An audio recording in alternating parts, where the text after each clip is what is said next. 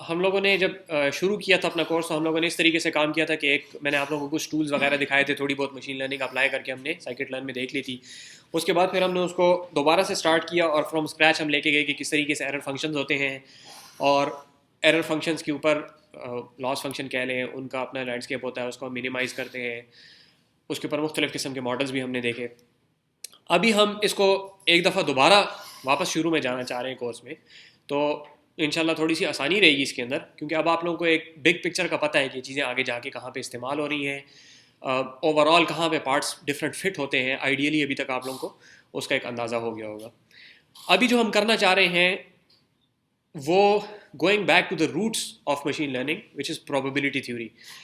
हम यहाँ पे इस लेक्चर में करना ये चाह रहे हैं कि ideally to fit approximately half a semesters worth of probability contents into 1 hour और सो, ठीक है। तो कहीं पे कन्फ्यूजन हो तो मुझे ज़रूर बताएं, मैं रुकूंगा वहीं पे उसको एक्सप्लेन करेंगे। बहुत ज़्यादा कॉम्प्लिकेटेड कॉन्सेप्ट्स नहीं है। ज़रूरत इसकी ये है, शुरू में बताना ज़रूरी है क्योंकि मैं काफ़ी बेसिक किस्म के कॉन्सेप्ट्स बताऊंगा। तो यही बेसिक कॉन्सेप्ट्स जो हैं ये बेसिकली आपकी जो आगे तफसील है मशीन लर्निंग के, जो एडवांस्ड मॉडल्स हैं थोड़े से, वहाँ पे आपको समझने के लिए ज़रूरी है कि ये बातें आपको आती हों, ठीक है। जब आप लिटरेचर पढ़ेंगे तो वहाँ पे आपको एक छोटी सी इक्वेशन नज़र आएगी, लेकिन वो अगर आपको ये ग्राउंड कॉन्सेप्ट्स नहीं पता तो आपको उसको समझने में बहुत ज़्यादा टाइम लगेगा। तो मैं यहाँ पे ये बिल्कुल बेसिक्स कवर करना चाह रहा हूँ, और साथ साथ इसका हम थोड़ा सा आगे लिंक बना देंगे कि इसके और अभी तक जो हमने मशीन लर्निंग के मॉडल्स पढ़े उनके दरमियान में ताल्लुक किस तरीके से पैदा होता है, ठीक है। वो ताल्लुक बेसिकली हम बनाना चाह रहे हैं। तो मकसद ये है कि हमारे पास मशीन लर्निंग का एक काफ़ी बड़ा कॉर्पस ऑफ नॉलेज मौजूद है। अभी हम उसकी जो फाउंडेशंस हैं जहाँ से वो बना है उसको लेके हम आएंगे अपने एग्जिस्टिंग किसी एक मॉडल तक, ठीक है। और उसके बाद फिर होप ये है हमारी कि आप लोग जब फर्दर एडवांस मॉडल्स आपको मिले तो आप लोग इसी तरीके से इन कॉन्सेप्ट्स को एक्सट्रापोलेट करके उनको समझ सको, ठीक है। ये बेसिक हमारा मकसद है, वरना प्रोबेबिलिटी पढ़ाना इस कोर्स के अंदर इतना ज़्यादा सेंस नहीं बना था। मैंने कुछ बीएस के कोर्सेज में देखा है कि प्रोबेबिलिटी कवर की जाती है, ग्रेजुएट लेवल के कोर्सेज में कवर करना वो नहीं है। मैं यहाँ पे करवा इस वजह से रहा हूँ कि अगर आप लोगों को भूल गई है तो अभी रिफ्रेश हो जाए, जिसको पहले से याद है तो वो जो मैं गलत बोल दूँ तो वो मुझे साथ साथ बताते जाए। हम लोग बात शुरू करेंगे एक बिल्कुल बुनियादी सी चीज़ से जो कि आप लोग काफ़ी दफ़ा प्रोबेबिलिटी के कोर्सेज में पढ़ चुके होंगे, कॉइन फ्लिप्स। कॉइन फ्लिप्स क्यों पढ़े जाते हैं? एक बिल्कुल सिंपल सा कॉन्सेप्ट है, इसके अंदर आगे पीछे की दुनिया से कोई फ़र्क नहीं पड़ता, ओनली द कॉइन मैटर्स, ठीक है। तो अगर आपके पास एक ऐसा कॉइन है जो कि फेयर है, फेयर का क्या मतलब है? ये डेफिनेशन ही उसके मतलब है कि अगर आप उसको लेट्स से 1000 टाइम्स अगर आप उसको फ्लिप करेंगे तो round about half the time you'll get heads and half the time you'll get tails, ठीक है। ये जो डेफिनेशन मैंने अभी की, ठीक है, that is called the frequentest school of thought, ठीक है। फ्रीक्वेंटेस्ट से क्या मुराद है कि इसमें डिपेंड करते हैं आपकी फ्रीक्वेंसी पे बात। मैंने ये कहा ना कि अगर आप इसको 1000 दफ़ा फ्लिप करें तो ये फॉरन फ्रीक्वेंसी आ गई ना बीच में, तो प्रोबेबिलिटी की डेफिनेशन जो है वही हमने की फ्रीक्वेंसी की बेसिस के ऊपर, ठीक है। अब इसमें प्रॉब्लम क्या है? प्रॉब्लम यह है कि अगर मैं आपको कहूं कि what is the probability of, गुजर गया थोड़ा सा पहले, अगर एक हफ्ता पहले होता तो मैं सवाल पूछ सकता था, let's say Spain winning the 2016 world cup है, 2016 में वर्ल्ड कप, 2020 में शायद, पता नहीं, सॉकर का जो वर्ल्ड कप है। अगर कहा जाए कि भाई फलां वर्ल्ड कप, नेक्स्ट जो वर्ल्ड कप आने वाला है उसमें पाकिस्तान के जीतने की प्रोबेबिलिटी क्या है, तो this is an event which is only going to happen once in the life time of the universe, it's only going to happen once. इसमें frequency does not make any sense, ठीक है। तो मेरा सवाल जो है, इस बात को समझें, ये प्रोबेबिलिटी की बिल्कुल बुनियाद आप लोगों की जो है मैं उसको थोड़ा सा हिलाना चाह रहा हूँ, हिलाने की जरूरत है उसको। एक ऐसा इवेंट है जिसके अंदर फ्रीक्वेंसी मेक्स नो सेंस, ठीक है, वो एक ही दफा करूंगा, उसके अंदर फिर प्रोबेबिलिटी का क्या मतलब है? सर अगर उसने एक दफा करना है इवेंट, ठीक है सर, हमें उसका नहीं पता, हम उसकी प्रोबेबिलिटी निकालना चाहते हैं, लेकिन हम उसके अंदर ये फ्रीक्वेंसी तो देखेंगे। मिसाल के तौर पर हम ये देखना चाहते हैं कि पाकिस्तान कब जीता, हम ये तो करेंगे कि हम देखेंगे कि इससे पहले कितनी फ्रीक्वेंसी से वो जीता आ रहा है। जी जी, लेकिन उसके लिए आपको बाकी सारी दुनिया को एक जैसा रखना पड़ेगा ना, keeping all the other factors constant. तो इन प्लेयर्स के साथ पाकिस्तान ने इस टीम के अपोजिंग मैचेस इस ग्राउंड में इस वेदर के साथ इस किस्म के क्राउड के सामने कभी भी नहीं खेले होंगे। Keeping everything else constant, this event is only going to occur once. कोई एक चीज भी सर अगर कभी नहीं हुई सर, तो फिर तो हम पिछली चीज पे आज का डिसीजन नहीं ले सकते। आप उसका डिसीजन ले ही नहीं सकते, provided you look at probability as some sort of frequency distribution. ठीक है, यही एग्जैक्टली जो प्रॉब्लम है इसको, ये जो इंटरप्रिटेशन है ना प्रोबेबिलिटी की, कि number of times something of interest happens out of the whole frequency. ठीक है, इस इंटरप्रिटेशन को कहा जाता है फ्रीक्वेंटिस्ट स्कूल ऑफ थॉट। लेकिन सर यहाँ पर बात ये उठती है कि अगर कोई चीज सिरे से अकर ही नहीं हुई, जी जी जी ठीक है सर, तो फिर जी जी, तो उसका इलाज फ्रीक्वेंटिस्ट क्या करते हैं, वो इलाज मैं आपको बताता हूँ। मतलब ये प्रॉब्लम जब देखा गया तो इसका इलाज फिर जो फ्रीक्वेंटिस्ट स्कूल ऑफ थॉट है उसने ये निकाला कि at this point in time if there are an infinite number of universes, in how many universes will Pakistan win the world. ठीक है, so you get again the frequency back. Yes sir, लेकिन if there are infinite number of universes, जी जी क्या उन universes में भी यही चीजें इस तरह होंगी? जी जी, from this point onwards you split the timeline of the universe into an infinite number of possibilities and then you count how many Pakistan is going to win. ठीक है, तो एग्जैक्टली यही मैं बताना चाह रहा हूं कि this is a very difficult concept to grasp. ठीक है, and it's a very convoluted concept. ठीक है, ये बहुत घुमा फिरा के हमने किसी तरीके से अपनी फ्रीक्वेंसी की डेफिनेशन को इस प्रॉब्लम के ऊपर फिट करने की कोशिश की है। मसला समझ आ रहा है? ठीक है, ये थोड़ा सा फिलोसॉफिकल है, इसको वापस ग्राउंड पे लेके आते हैं थोड़ी देर के लिए। सर यहाँ पे एक बात ये है, आपने जो कहा कि फ्रीक्वेंसी, ठीक है सर, अगर कोई चीज भी उस तरह नहीं है, हर एक चीज, ठीक है सर, तो वो इनफाइनाइट यूनिवर्स की बात करते हैं, ठीक है सर, लेकिन इस बात की कोई गारंटी नहीं है कि नेक्स्ट यूनिवर्स में जो इवेंट होगा उसमें भी ये चीज इसी तरह दूसरी यूनिवर्स के मुताबिक। एग्जैक्टली माय पॉइंट जी। और सर एक और बात ये है कि अगर कोई चीज उसके बिल्कुल जैसी नहीं है, इस बात से है कि इसको देखा कैसे जा रहा है। जी तो जी, ये चीज क्रिस्प और फजीनेस की तरफ जा रही है सर। ये क्रिस्प है कि फजी? असल में क्रिस्प और फजी तब आएगा जब आपके पास उसकी वो इंटरप्रिटेशन तो आ जाए ना। ठीक है, यहाँ पे सवाल ये है कि इज दिस इंटरप्रिटेशन वैलिड और नॉट।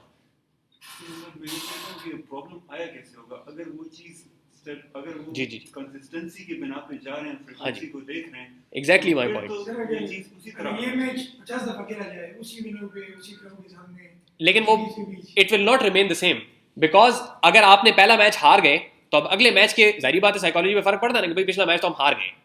ठीक है, अभी जो अल्फा गो में हुआ है कि 3 वो हारिया, उसके बाद एक जब जीता है तो उसके बाद 5वें में उसकी जाहिर बात है मेंटालिटी फर्क होगी थोड़ी सी। ठीक है, तो थोड़ा सा बहुत ज़्यादा इसमें फिलोसफी में मैं अभी क्लास में इसलिए नहीं जाना चाह रहा क्योंकि इस चीज़ को मैं वापस बंद भी करना चाह रहा हूँ, लेकिन this is N on going discussion. ये 2 बहुत बड़े बड़े स्कूल्स ऑफ थॉट्स हैं प्रोबेबिलिटी के। ठीक है, historically frequent school of thought जो है वो बहुत ज़्यादा पॉपुलर रहा है, इसी वजह से हमें सारे क्लासरूम्स वगैरह में जो चीज़ें हमें पढ़ाई जाती हैं those are all frequentist statistics. ठीक है, इसको कहा जाता है फ्रीक्वेंटिस्ट स्टेटिस्टिक्स के probability is interpreted as a frequency.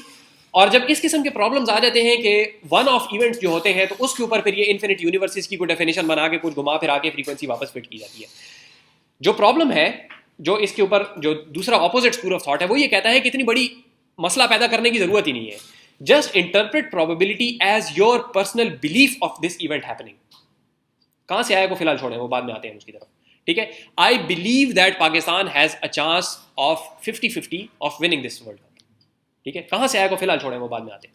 ठीक है, this is my personal subjective belief, not objective. लेकिन बिलीव में भी तो ये बात आती है कि मेरा जो बिलीफ है जी जी वो उसके कितने मुताबिक है, उस सेट में कितना उतरता है, उस सेट में कितना नहीं उतरता। जी जी जी, उसकी तरफ आते हैं, उसकी तरफ आते हैं आगे, उसकी तरफ आगे आते हैं। इसमें जो सबसे बड़ा एतराज़ है वो तो मैं आपको खुद अपने अल्फाज में बता रहा हूँ कि this is my own personal subjective belief. ठीक है, तो जो फ्रीक्वेंट स्कूल ऑफ थॉट है वो इसके ऊपर सबसे बड़ा जो एतराज़ करता है वो ये करता है कि this is only subjective, this is your belief. ठीक है, अगेन ये बात बहुत बड़ा वो पिंग पोंग का गेम बन जाएगी, लेकिन जो दूसरा स्कूल ऑफ थॉट है जिसको बेजियन स्कूल ऑफ थॉट कहा जाता है वो कहता है कि this thing that you are terming as a limitation that is in itself a strength. ठीक है, थोड़ा सा आगे इसकी तरफ आते हैं वापस, लेकिन बेसिकली मैं आपको ये बताना चाह रहा हूँ कि ये आपको टर्मिनोलॉजी आजकल बहुत ज़्यादा मिलेगी लिटरेचर में, बेजियन स्कूल ऑफ थॉट या बेजियन इंटरप्रिटेशन ऑफ प्रोबेबिलिटी और फ्रीक्वेंटिस्ट इंटरप्रिटेशन ऑफ प्रोबेबिलिटी। कुछ इस किस्म के मॉडल्स हैं जो कि फ्रीक्वेंटिस्ट मॉडल में बहुत अच्छा काम करते हैं बिकॉज इट्स ट्रैक्टेबल। ट्रैक्टेबल का मतलब तो पता है ना आप सबको, ट्रैक्टेबल का मतलब पता है? हाँ या नहीं सर, तो हिलाए ना। ट्रैक्टेबल का मतलब ये होता है कि इट्स कंप्यूटेशनली फीजिबल, आप कर सकते हैं उसको। बड़ी वेग सी डेफिनेशन मैं ट्रैक्टेबल की दे रहा हूँ, लेकिन बहरहाल गिवन इनफ कंप्यूटेशनल पावर आप लोग कुछ कर सकते हैं उसके साथ। ठीक है, ग्राउंड बन सकते हैं, मतलब अगर आप कंप्यूटर को दे दें तो कुछ बना के आपको रिजल्ट दे देगा वो। जबकि बेजियन जो इंटरप्रिटेशन है उसके अक्सर मॉडल्स इस किस्म के हैं विच आर सिंपली नॉट इंटरेक्टेबल, आप उनको कंप्यूट कर ही नहीं सकते। तो ओवर द पास्ट डेकेड और सो आपके पास इतनी कंप्यूटेशन पावर आ गई है कि अब उन मॉडल्स को जो कि पहले ट्रैक्टेबल नहीं थे, जो कि अब काफ़ी वो थे, तो कुछ टेक्निक्स आपके पास आ गई है कि अब उनको आप कर सकते हैं।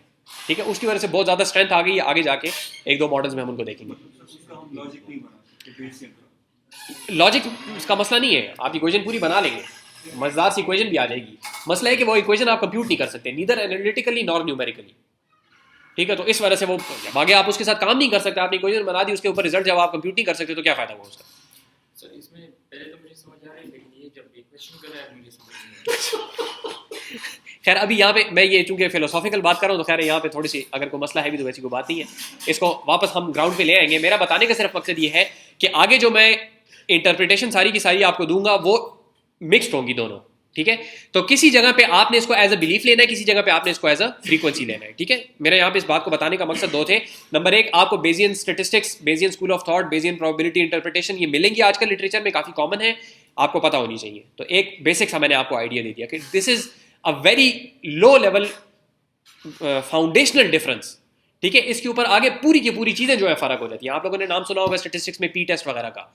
इन Bayesian school of thought P test makes zero sense.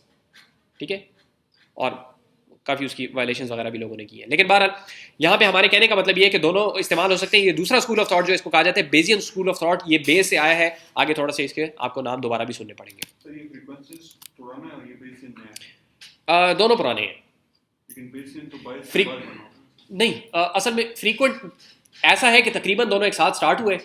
Bayesian लोगों ने देखा भाई ये तो कंप्यूटर ही नहीं हो सक रहा, ना हम हाथ से कर रहे हैं ना कंप्यूटर से हो सक रहा है। उस टाइम में तो कंप्यूटर था भी नहीं, लेकिन बहरहाल कंप्यूट ही नहीं कर सकते, इसको छोड़ दो। फ्रीक्वेंट टेस्ट के ऊपर हम आगे काम कर सकते हैं, उसके ऊपर फिर साइंसेस भी बनती गई और पी टेस्ट भी आ गए और बहुत सारी दुनिया उसके ऊपर खड़ी हो गई। इन द रिसेंट पास्ट ये पता चला कि अब बेजियन स्टैटिस्टिक्स की जो स्ट्रेंथ्स थी वो हमें अभी भी वही है जो पहले थी, लेकिन अब इनको कंप्यूट करना पॉसिबल हो गया। ठीक है, तो इस वजह से इसके ऊपर कुछ थोड़ा सा फोकस ज्यादा वापस आ गया। थोड़ा सा आगे जाके कुछ मॉडल इसके हम कोशिश करेंगे कि देख लें यहाँ पर। ठीक है, वो फायदा नजर आ जाएगा। सर आप जो लेट्स से मैच की बात कर रहे हैं, जी जी, तो हम आपको जो बिलीफ है, आप कह रहे थे कि मेरा पर्सनल बिलीफ है, आपने माजी में मैचेस देखे होंगे पाकिस्तान वगैरह के, तो उसको देखते हुए स्पेसिफिक को देखते हुए आगे कहेंगे कि 50% चांसेस है कि पाकिस्तान जीते, तो उसके लिए बेस्ट है ना या बंदा जी जी, है ना। हाँ जी, लेकिन इसके अंदर वो जो मेरा प्रायर बिलीफ है ना, that does not have to be on the basis of this exact same scenario. जबकि फ्रीक्वेंट टेस्ट के अंदर सिनारियो आप चेंज नहीं कर सकते, वरना फ्रीक्वेंसी फिर सेंस नहीं करती। समझ आ रही बात की? इसी वजह से वो इन्फिनिट उसमें किया था कि भाई ये यूनिवर्स और ये यूनिवर्स दोनों आइडेंटिकल हैं, बस दोनों का आउटपुट फर्क आएगा। ठीक है, which is what makes it stochastic. ठीक है, ठीक है, ये स्टोकेस्टिक का लफ्ज़ भी अक्सर आता है। स्टोकेस्टिक का सिंपली मतलब ये है कि the input is not deterministically dependent, the output is not deterministically dependent on the input. दोबारा बोलता हूँ, the output is not deterministically dependent on the input. अगर आप 1 इनपुट देते हैं और एक दफा 2 आउटपुट आता है तो अगली दफा 1 इनपुट देने पे 2 आउटपुट आना जरूरी नहीं है। ठीक है, इसको स्टोकेस्टिक कहा जाता है। There is some sort of probability involved in the outputs as a function of the input. ठीक हो गया, स्टोकेस्टिक का लफ्ज़ भी अक्सर आता है। अच्छा, एक एग्जांपल हम लेते हैं और इस एग्जांपल के जरिए से ज़रा कुछ टर्मिनोलॉजी को क्लियर करने की कोशिश करते हैं। हमारे पास एक कुछ 6 बैग्स हैं हमारे पास। ठीक है, bag I has I blue balls and 2 green balls. ठीक है, मिसाल के तौर पे बैग 1 है आपके पास, इसके अंदर आपके पास 1 ब्लू बॉल होगा और 2 ग्रीन बॉल्स होंगे। बैग 2 के में आपके पास 2 ब्लू बॉल्स होंगे और 2 ग्रीन बॉल्स होंगे। 3 में आपके पास 3 ब्लू बॉल्स होंगे और 2 ग्रीन बॉल्स होंगे। तो ये फिक्स्ड है आपके पास, और ये जो है आपके पास चेंज हो रहा है। तो bag I has I blue balls. ठीक है, ये काफी कॉमन सी सादा सा एग्जांपल है। 6 बैग्स हैं आपके पास। आप इस तरीके से करते हैं कि पहले आप एक डाइस थ्रो करते हैं, 6 साइडेड डाइस, और जो नंबर आ जाता है उस नंबर से कॉरेस्पॉन्डिंग बैग में से आप एक बॉल निकालते हैं। ठीक है, now the problem is what is the probability of picking a blue ball. ठीक है, तो जब आप प्रोबेबिलिटी का कोर्स पढ़ रहे होते हैं तो इसका पीछा बीचा निकाल के बड़ी तफसीली से वो करते हैं। मैं यहाँ पे आपको शॉर्टकट बताना चाह रहा हूँ सिंपल, कि हमारे पास 2 रैंडम वेरिएबल्स होंगे। ठीक है, रैंडम वेरिएबल किस चीज को कहा जाता है, ये शुरू में हमने थोड़ी सी बात की थी, यहाँ पे दोबारा बताता हूँ। रैंडम वेरिएबल का मतलब ये होता है कि इट्स अ वेरिएबल, ठीक है, which can take on any number of values, ठीक है, लेट्स से 1 से लेके 6 तक ये कोई नंबर ले सकता है, ठीक है। आपने डाइस थ्रो की, what is the output of the dice, उसको हम कह रहे हैं कि दैट इज एक्स, ठीक हो गया। तो एक्स क्या वैल्यू ले सकता है, 1 से लेके 6 तक वैल्यू ले सकता है, ठीक है। तो x is a random variable और 1 के आने की अपनी प्रोबेबिलिटी है, 2 के आने की अपनी प्रोबेबिलिटी है और 6 के आने की अपनी प्रोबेबिलिटी है, ठीक है। It just so happens that all these probabilities are equal because this is a fair dice, ठीक है। तो इसकी प्रोबेबिलिटी 1/6 है, इसकी भी प्रोबेबिलिटी 1/6 है, इसकी प्रोबेबिलिटी भी 1/6 है, सारों की प्रोबेबिलिटी 1/6 है, सारे के सारे मिला के टोटल प्रोबेबिलिटी 1 हो जाएगी, ठीक है। प्रोबेबिलिटी के 2 बेसिक एक्सियम्स हैं। पहला एक्सियम ये है कि जितने पॉसिबल आउटपुट्स हैं सारों की combined probability should be equal to 1, ठीक है। नंबर 2, आपके पास probability can only be between 0 and 1। ये बस ये 2 चीजें इसके ऊपर बाकी पूरी प्रोबेबिलिटी थ्योरी खड़ी है, ठीक है। 1-2 और छोटे छोटे रूल्स हैं साथ, ठीक है। तो वो एक्सियम्स हैं, एक्सियम्स हम नहीं डिस्कस कर रहे हैं, हम यहाँ पे सिर्फ कुछ रूल्स चेक करेंगे प्रोबेबिलिटी, ठीक है। एक और आपके पास रैंडम वेरिएबल है which is y, and y simply means that if you pick a blue ball then y is equal to 1, if you pick a green ball then y is equal to 2, ठीक है। इसको हम y is equal to b और y is equal to g भी कह सकते थे, लेकिन just to keep it numeric मैंने इसको 1 और 2 ले लिया, ठीक हो गया। ये समझ आ गई। तो this is your random variable, इसमें कोई बहुत बड़ी साइंस नहीं है। Random variable simply means it's a variable which can take on multiple values, multiple possible values, and each possible value has a probability associated with it, ठीक है। that is a random variable, बस इसी बात है। अच्छा जी, अब हमारे पास x याद रखेंगे हमारे पास है कि कौन सा बैग, और y हमें ये बता रहा है कि ब्लू है या ग्रीन है, ठीक है। तो अब यहां पे हम ये कैलकुलेट करना चाह रहे हैं कि the probability of y is equal to 1, यानी कि ब्लू बॉल होना चाहिए और x जो है ये छोटा x होना चाहिए, और यहां पे x जो है वो चेंज हो रहा है, यहां पे बड़ा x इज इक्वल टू 1, तो x छोटा x टेक्स द वैल्यू 1, ठीक है। इन दोनों बातों को देखें, capital X is a random variable which can take on the values from 1 to 6, छोटा x is a constant but we don't know what the value of that constant is, ठीक है। अगर तो वो 1 है तो फिर आपके पास x इज इक्वल टू 1 यहां पे लिखा हुआ आएगा, अगर वो 4 है तो यहां पे x इज इक्वल टू 4 लिखा हुआ आएगा, अगर वो 6 है तो यहां पे x इज इक्वल टू 6 लिखा हुआ आएगा। ये काफी कंफ्यूजिंग चीज है, आपको अक्सर जगह पे ये प्रोबेबिलिटी के जो पेपर्स वगैरह में वो मिलेगी, उसमें लिखा होगा कि capital Y is equal to छोटा y, ठीक है। तो दोनों में डिफरेंशिएट वहां पे आपको करना होगा कि रैंडम वेरिएबल कौन सा है और उसको जो वैल्यू स्पेसिफिक असाइन की जा रही है वो कौन सी है। जो स्पेसिफिक असाइन की जा रही है वो डिटरमिनिस्टिक है जी, वो डिटरमिनिस्टिक है। आपने कह दिया कि 2, ठीक है, आपने 2 कह दिया अपने मुंह से, तो फिर वो छोटे x के अंदर 2 चला गया। This capital X is a random variable which in this specific instance has taken the value 2, but it also has the possibility of taking other values, ठीक है। ये जान के यहाँ पे मैंने इस तरीके से लिखा है ताकि ये थोड़ा सा कंफ्यूजन पैदा करे, उसको यहीं पे क्लियर करें। अगर हम इसको स्मॉल x लिखते हैं, जी जी, स्मॉल x मींस कि it is a variable, but actually इस बड़े x को जो है वो कांस्टेंट मिल रहा है। हाँ, इसको हम कंप्यूटर प्रोग्रामिंग के उसमें सिखाना बड़ा आसान है कि आप इस x को एज अ कॉन्स्ट वेरिएबल अगर समझ लें। तो सर अगर हम x की जगह c लिखें, कैपिटल X इज इक्वल, हाँ, असल में सी इसलिए नहीं लिखते क्योंकि ये सवालात अच्छे, लिटरेचर जब आप पढ़ते हैं तो वहाँ पे आपके जहन में ये सवाल आते हैं, तो अभी अच्छा है कि ये इनको यहाँ पे क्लियर कर लें। सी इसलिए नहीं लिखते क्योंकि सी से आपको ये नहीं पता चलता कि ये कौन से रैंडम वेरिएबल में जा रहा है, ठीक है। ये x में भी जा सकता है, y में भी जा सकता है। तो छोटा y लिखने का मतलब ये है कि this is definitely from the domain of capital Y, तो आपको डोमेन भी साथ ही बता दी। तो कल को अगर आपको सिर्फ u लिखा हुआ मिले, सर यहाँ पर sorry, वो बात आ जाती है कि एक सेकंड ये क्लियर कर ले, अगर आपको सिर्फ छोटा y लिखा हुआ मिले तो आप इससे फौरन इंटरप्रेट कर सकते हैं कि this is equivalent to this thing, ठीक है। if y belongs to capital Y, if y is from capital Y, y is from the domain of capital Y, if y is from the domain of capital Y, जी तो capital Y तो हमारे पास random है sir, तो जी, फिर जी। यहाँ पर फिर भी मसला नहीं आएगा। लेकिन ये डोमेन में से है ना एक, ठीक है। वंस यू पिक इट, ये थोड़ा सा आगे जाके थोड़ा सा क्लियर हो जाएगा, once you pick it then it's a constant, ठीक है। But even after you have picked a value for the capital Y, that still remains a random variable, it just so happens कि इस दफा इसने ये value ले ली है। फर्क समझ आ रहा है ना, ठीक है। तो ये लिटरेचर में ये आप लोगों को ये चीजें प्रॉब्लमेटिक है, इस वजह से यहाँ पे मैं कवर कर रहा हूँ, ठीक है। तो इस तरह के सवाल आते हैं तो प्लीज यहाँ पे पूछें, इनको क्लियर करें, ठीक है, ताकि यहीं पे आप लोगों का आगे फर्दर जो लिटरेचर रिव्यू है उसमें थोड़ी सी इंशाल्लाह आसानी हो जाएगी, ठीक हो गया। तो अब यहाँ पे इस डब्बे में हम क्या कर रहे हैं, देखिए इस डब्बे में हम ये कर रहे हैं कि कैपिटल Y जो है वो 1 होगा, यानी कि ब्लू बॉल होना चाहिए। और ये बैग नंबर 1 में से आना चाहिए, ये 1 के आगे 1 के रो में ना हम, ये बैग नंबर 1 में से ब्लू बॉल अगर मैं पिक करूंगा तो उसके दो तरीके हैं, दो चीजें उसके लिए जरूरी है। नंबर एक कि मैंने बैग नंबर 1 को पिक किया हो विच हैज द प्रोबेबिलिटी 1/6, और उर्दू वाला और साथ ही जब मैंने वो पिक कर लिया तो उसमें से जो मैंने बॉल निकाला वो ब्लू निकाला तो उसकी प्रोबेबिलिटी है 1/3। ठीक है, तो ये बात भी हो और ये बात भी हो तो इसके लिए हम दोनों को आपस में मल्टीप्लाई करते हैं। ठीक है, बैग भी पहला वाला पिक किया गया हो और उसमें से बॉल भी ब्लू वाला निकाला गया हो तो दोनों को आपस में मल्टीप्लाई किया जाता है। तो दोनों को मल्टीप्लाई किया तो आ गया 1/18। तो इसके लिए हम ट्री बनाते हैं प्रोबेबिलिटी का। जी जी जी, वो आप बना सकते हैं, जिसमें हम उसको मल्टीप्लाई करते हैं। बिल्कुल। मैं यहाँ पे उसके बगैर जानबूझ के करने की कोशिश कर रहा हूँ। ठीक है, एक तो ये कि मुझे टाइम का मसला है और दूसरा है कि मैं इस तरीके से आप लोगों को क्लियर करना चाहता हूँ। इंडिपेंडेंट इवेंट्स को मल्टीप्लाई करने की जी जी जी, क्या आते हैं उसकी तरफ आते हैं, अगर वो इसमें आ गया तो। ठीक है, इससे मिलती जुलती चीज़ तो मैं कर रहा हूँ लेकिन उसकी तरफ आते हैं। ठीक हो गया, ये बात क्लियर हो गई कि हमने किया क्या है यहाँ पे। ठीक है, दूसरा अगर बैग हमने लिया तो उसकी भी बैग की पिक होने की प्रोबेबिलिटी 1/6 है, लेकिन उसके अंदर चूंकि 2 ब्लू बॉल्स हो गए तो अब हमारी probability of picking a blue ball from that bag is 2/4। ठीक है, bag 2 balls blue, 2 balls green, तो 2/4 की हमारे पास, दोनों को मल्टीप्लाई किया 2/24 आ गया हमारे पास। ठीक हो गया, इसी को जरा यहां पे देख लें कि now the probability of picking the green ball from bag number I, तो फ्रॉम फर्स्ट 1/6 अगेन बैग को पिक करने की वही प्रोबेबिलिटी है और हमारे पास जो ब्लू बॉल ग्रीन बॉल्स की प्रोबेबिलिटी दैट इज 2/3, यहां पे 2/4 है। ठीक है, इन दोनों को हमने मल्टीप्लाई किया तो 2/18 आ गया और यहां पे 2/24 आ गया हमारे पास।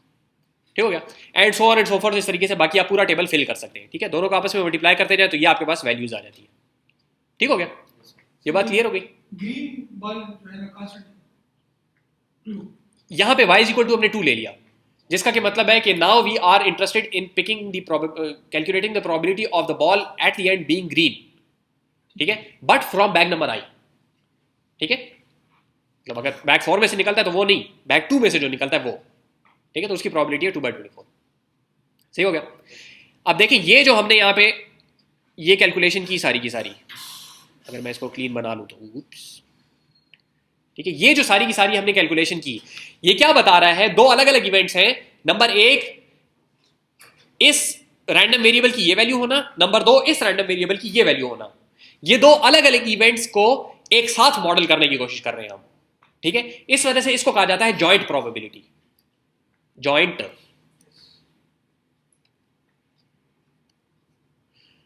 प्रोबेबिलिटीज को कहा जाता है। क्यों? क्योंकि 2 अलग अलग इवेंट्स को एक साथ हम मॉडल कर रहे हैं। ठीक है, कंबाइंड प्रोबेबिलिटी है उनकी। ठीक हो गया, सही है। अच्छा, अब देखें, हम एक्चुअली करना कुछ और चाह रहे थे, तो इतना बड़ा हमने खड़ा यहाँ पे पाल लिया है। हम करना सिंपली ये चाह रहे थे कि ब्लू बॉल की क्या प्रोबेबिलिटी है। ठीक है, तो देखिए ब्लू बॉल के आने के कितने तरीके हैं। नंबर 1 आप उसको बैग 1 में से निकालें, नंबर 2 आप उसको बैग 2 में से निकालें, नंबर 3 उसको आप बैग 3 में से निकालें, and so on and so fourth. 6 के 6 अलग अलग बैग में से ब्लू बॉल के आने की प्रोबेबिलिटी हमें पता है। वो कौन सी है? 1/18, 2/24, 1/10, 1/9, 5/42 एंड 3/24। ये हमें पता है पहले से। ठीक है, हम सिंपली क्या करेंगे, हम ये कह देंगे कि या तो ये ब्लू बॉल निकला हो इस बैग में से, या निकला हो इस बैग में से, या निकला हो इस बैग में से, या निकला हो इस बैग में से। ठीक है, तो आपके पास 6 अलग अलग रास्ते हैं इस बॉल के निकलने के, ब्लू बॉल के निकलने के। हम हर एक की अलग अलग प्रोबेबिलिटी को ऐड कर लेंगे। ठीक है, अगर वो बैग 1 में से निकला है तो बैग 2 में से तो नहीं निकल सकता ना। अगर बैग 2 में से निकला तो 3 में से नहीं निकल सकता, 3 में से निकला तो 4 में से नहीं निकल सकता। तो इन सारों का आपस में कोई ताल्लुक नहीं है।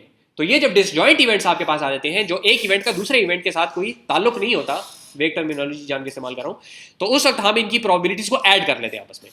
तो हम क्या करेंगे, इन सारों को जब हम ऐड कर लेंगे तो हमारे पास यहां पे एक ये प्रोबेबिलिटी आ जाएगी of the value of y = 1 irrespective of what happened with x। ठीक है, we don't care what happened with x, कौन से बैग में से आया। ठीक है, तो इस बात को समझें, ये आपको बहुत ज्यादा जगह पे काम आएगी कि आपके पास किसी एक इवेंट के अकर होने के 10 तरीके हैं, 4 तरीके हैं।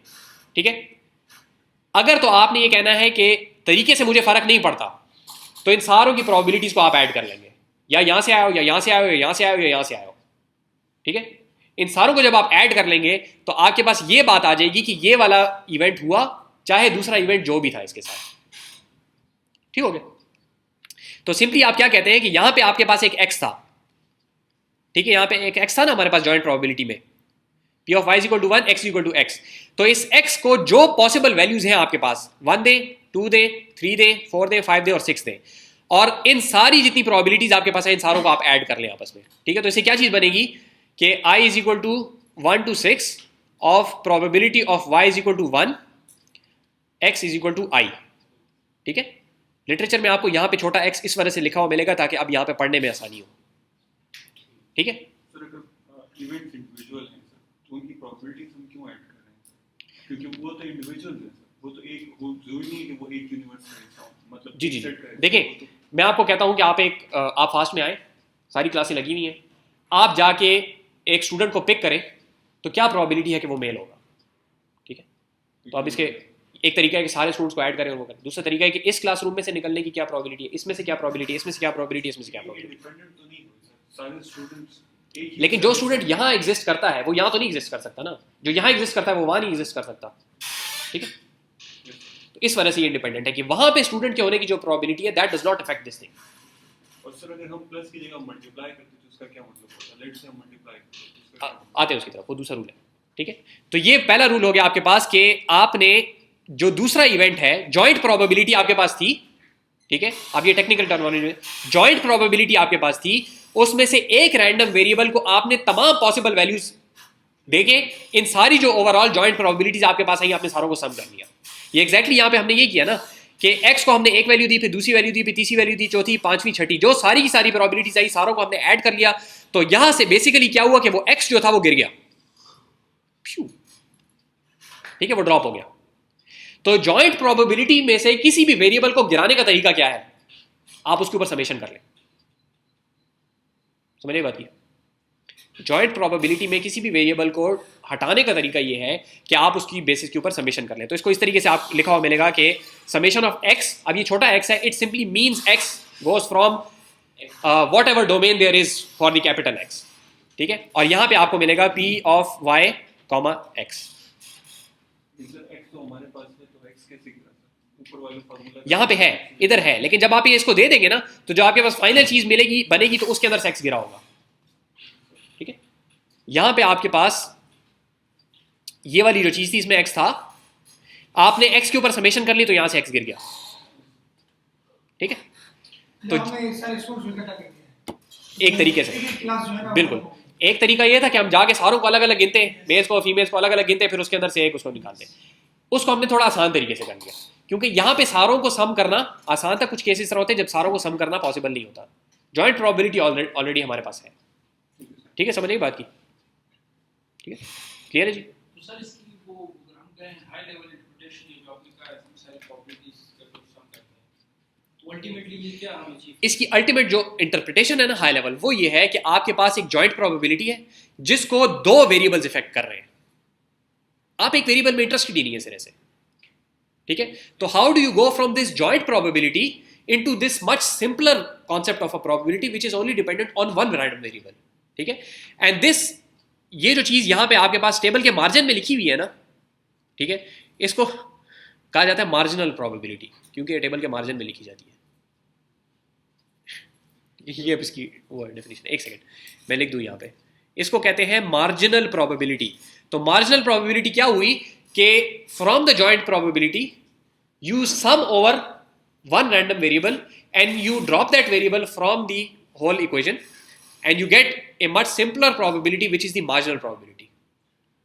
सर हमारे पास जॉइंट प्रोबेबिलिटी दो वेरिएबल्स है, जैसे हमने एक जॉइंट प्रोबेबिलिटी वेरिएबल एक हो गया, लेकिन वो जो एक वेरिएबल है वो दोनों को मिला के आ रहा है, वो बेसिकली एक से मुराद ये है कि now this calculation of p of y, this is not dependent on the value of x, we don't care what x is, ठीक है। तो इसका मतलब ये होगा कि हम ये चाहते हैं कि ब्लू बॉल पिक करने की प्रोबेबिलिटी क्या है, बस। बैग्स को हमने जिस बैग से भी है हमारा उसके साथ कोई काम नहीं है, ठीक है। तो बेसिकली क्या हुआ कि हमारे पास जो कि कॉम्प्लिकेटेड प्रॉब्लम था उस कॉम्प्लिकेटेड प्रॉब्लम को सिंप्लीफाई कर दिया गया। Now it only depends on one variable. तो अगर पहले आप इसके ऊपर वो कंटूर प्लॉट बना के इसकी प्रोबेबिलिटी बना रहे थे, now you can do it with simple line. तो लेट्स से अगर पहले विजुअलाइजेशन पॉसिबल नहीं थी, अब विजुअलाइजेशन होगी। पहले आपको कंप्यूट करना पड़ रहा था एक प्लेन के ऊपर all possible points, now you only have to compute over a single line, ठीक है। तो बहुत सारे फवायद होते हैं, आगे थोड़ा सा आगे जाके आ जाइए और कोई सवाल हो तो मुझे, ठीक है। तो ये मार्जिनल प्रोबेबिलिटी ऑफ y है और यहां पे आपके पास आएगी मार्जिनल प्रोबेबिलिटी ऑफ x, ये भी मार्जिनल है क्योंकि ये टेबल के मार्जिन में लिखी जाती है। और सर हमारे पास जो रिजल्ट आया सर वो भी तो जॉइंट ही है ना सर। अब वो जॉइंट हम उसको नहीं कह सकते क्योंकि it is no longer dependent on x. Joint का मतलब ये था ना कि Y है ना सर, Y हाँ। ठीक है सर, लेकिन आया किससे है?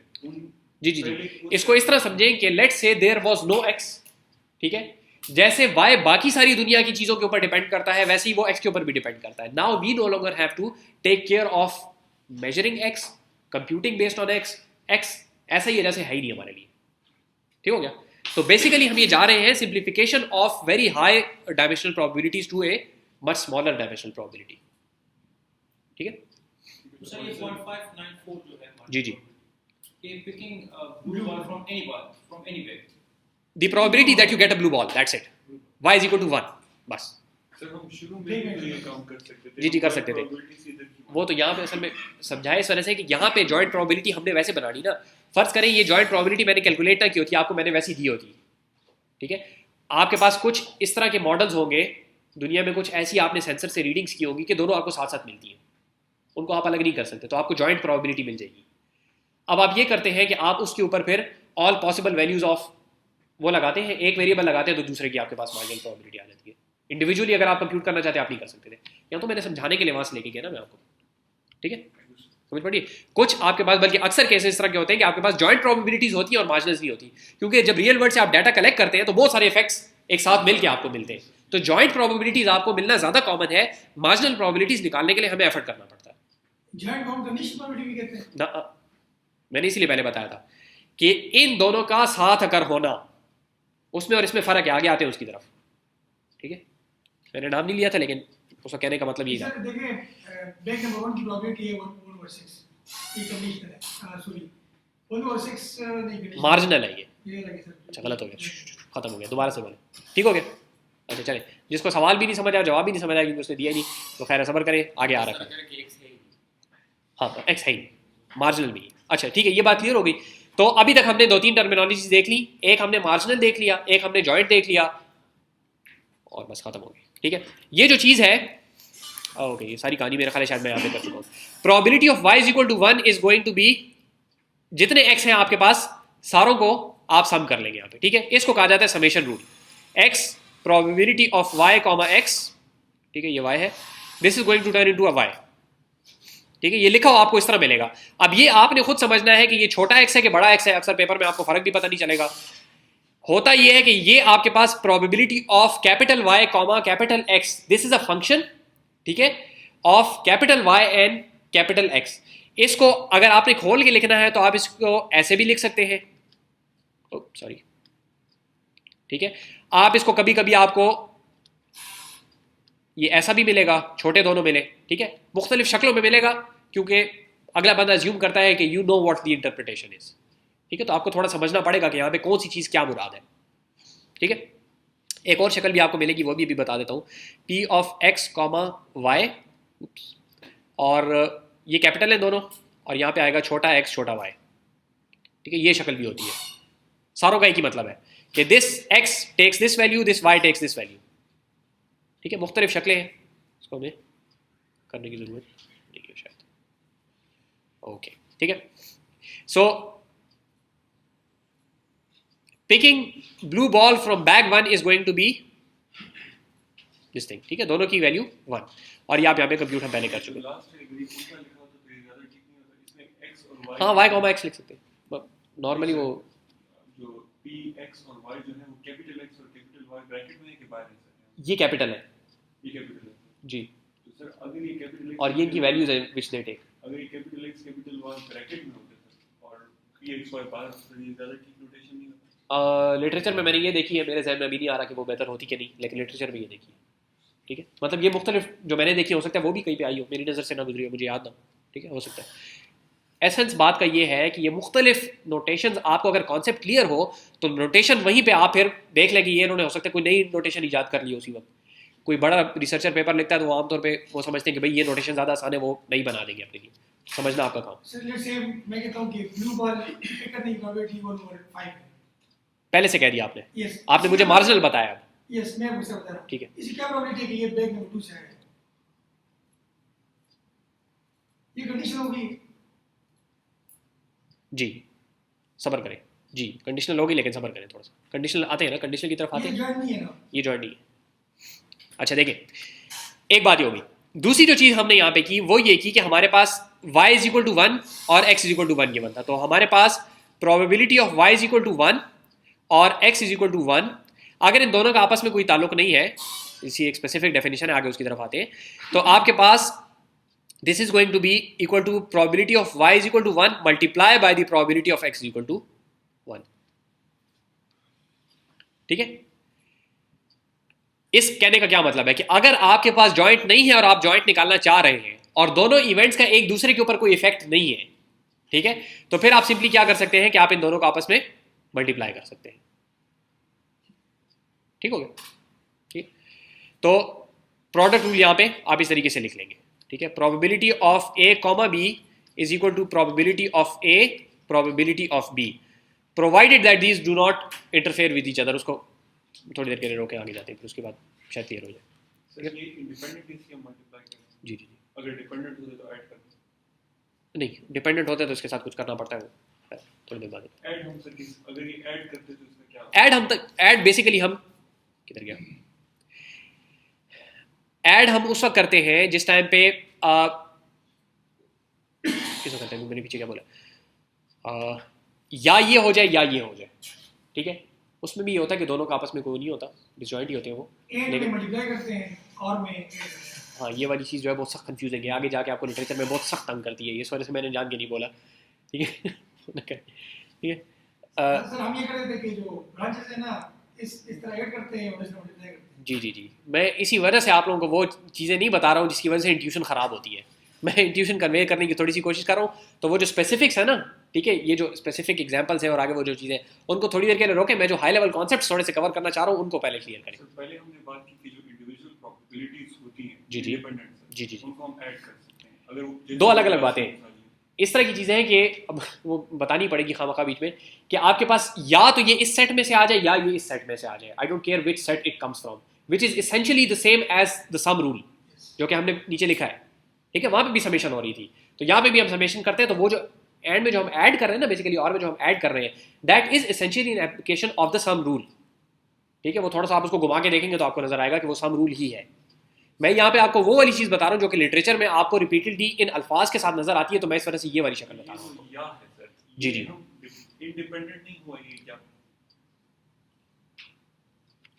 दो अलग अलग रूल्स हैं, ठीक है, एक प्रोडक्ट रूल है और एक समेशन रूल है, ठीक है, दोनों के अंदर डिपेंडेंस इंडिपेंडेंस चल सकती है, ठीक है, तो दोनों को एक साथ ना लेके, मतलब हम ये नहीं कह रहे कि अगर इंडिपेंडेंट है तो खामखा इनको मल्टीप्लाई करें। प्रोडक्ट सर किस केस में प्रोडक्ट उस केस में आप करते हैं जब आपके पास मार्जिनल्स हो और आप जॉइंट निकाल रहे हो, और सम आप तब करते हैं जब आपके पास जॉइंट हो और आप मार्जिनल्स निकाल रहे हो, मार्जिनल किसी एक का मार्जिनल निकाल रहे हो, ठीक है, तो ये दोनों ऑपोजिट डायरेक्शंस में जाते हैं, ठीक है। अब अगर आप इस डेफिनेशन को देखें तो यहाँ पे ये आपके पास इसका मार्जिनल है, ये इसका मार्जिनल है, जब आप मल्टीप्लाई करते हैं तो जॉइंट बन जाता है। यहाँ पे आपके पास किधर गया, इसका जॉइंट मौजूद है, जब आप एक के ऊपर समेशन कर लेते हो तो आपके पास मार्जिनल आ जाता है किसी एक वेरिएबल का, मल्टीप्लाई करते समय जॉइंट जॉइंट्स मिलते हैं, ठीक है।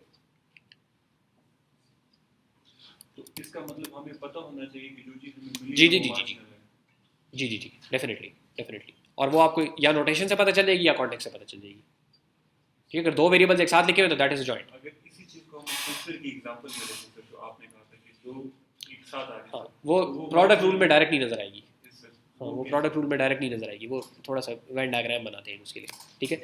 अच्छा, ये वेन डायग्राम भी आप लोगों ने पहले देखी होगी, लेकिन मैं इसके अंदर एक दो चीज़ें कवर करना चाह रहा हूँ। एक हमारे पास सेट ऑफ इवेंट्स है ए, ये हमारे पास all possible events in the world है, जिसको आमतौर पे हम ये ओमेगा करके लिखते हैं, ठीक है। ये एक इवेंट है हमारे पास, इवेंट ए हैपनिंग, ठीक है, और एक और इवेंट है हमारे पास, इवेंट बी हैपनिंग, ठीक है। अब हम करना ये चाह रहे हैं कि जॉइंट इसमें देखें कि जॉइंट कहाँ होता है, तो जॉइंट वो होता है कि ए भी हो और बी भी हो, ठीक है, तो वो हमारे पास ये जगह आ जाती है, ए भी अगर हुआ बी भी अगर हुआ, ठीक है, तो probability of A comma B, ठीक है, इसको आप लोगों ने probability of A intersection B करके भी शायद देखा हो, ठीक है, आपको लिटरेचर में आजकल ज़्यादा ये मिलेगा, ठीक है, इंटरसेक्शन का सिंबल लिटरेचर में इतना नहीं है, ठीक है, इसलिए मैं इसको कोशिश करता हूँ कि मैं मिटा दूँ इसको।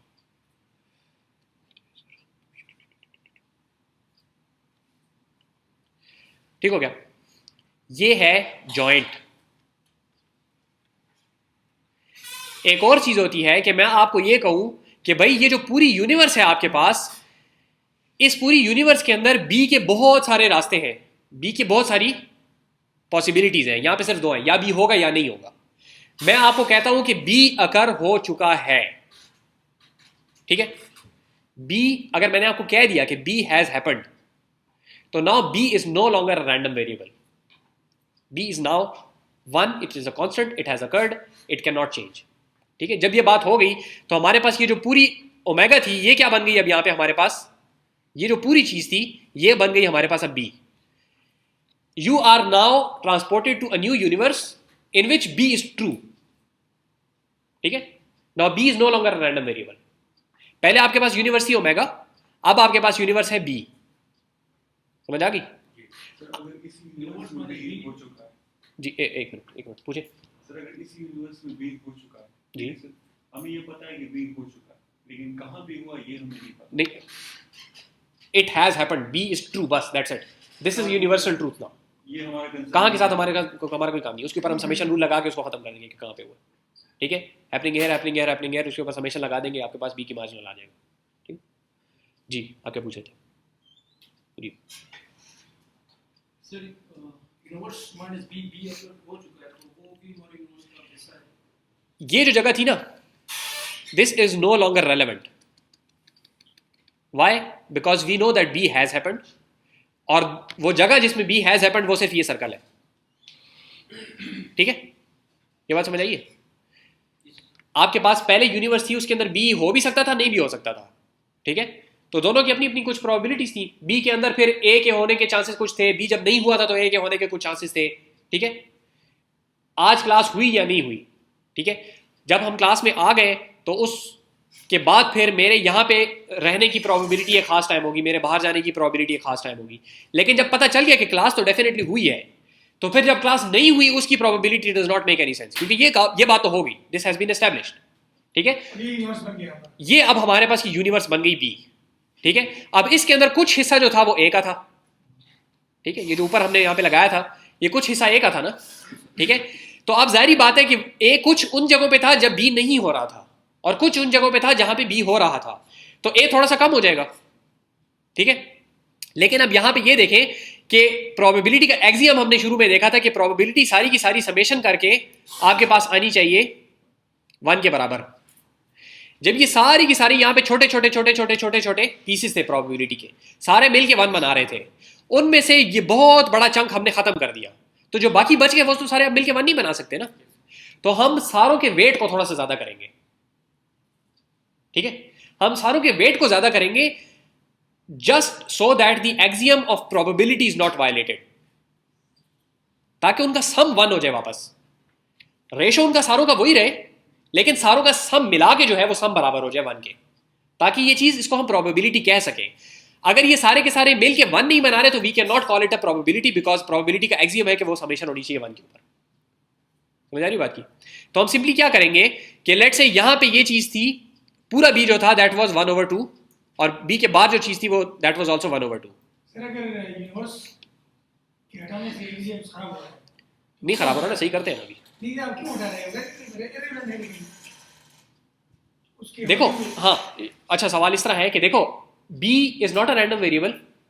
अगर हम ये कहें कि इन सारी चीजों की प्रोबेबिलिटी अब 1 हो गई है, 0 हो गई है, ठीक है, 0 हो गई ना, ये अब नहीं हो सकता, this is definitely false, that is a probability of 0। तो जब इसको हमने 0 किया तो बाकी सबको ज्यादा करना पड़ेगा ना, यही करना चाह रहा हूं। बेसिकली वही चीज है, उसको मैं डिफरेंट तरीके से देख रहा था। या तो उनको 0 करें तो इन सारों को ऊपर करें, या उन सारों को पहले इग्नोर कर दें और उनको वापस ज्यादा करें, बात एक ही बनती है। तो ये जो पार्ट्स हैं छोटे-छोटे इवेंट्स यूनिवर्स के, जी जी जी, यानी A B part C D E F इस तरह। बहुत सारे हो सकते हैं। अभी हम सिर्फ 2 को देख रहे हैं for the sake of simplicity. लेकिन सर हम बाकियों को उसके कंसर्न से क्यों देख रहे हैं? हमारा ताल्लुक तो ए और बी के साथ। जी जी, तो हम C लेकिन देखिए जब ए और बी को हम दे रहे हैं ना, तो ये सर्कल बनाने का मतलब ये कि सर्कल के अंदर a इज इक्वल टू 1 या ट्रू, और इस सर्कल से बाहर a इज इक्वल टू 0, तो a है वहां पे भी। ये जब वेन डायग्राम बनाई जाती है तो एक कॉमन मिस्टेक है कि ऐसा नहीं है कि इस सर्कल से बाहर a का कोई इफेक्ट नहीं है।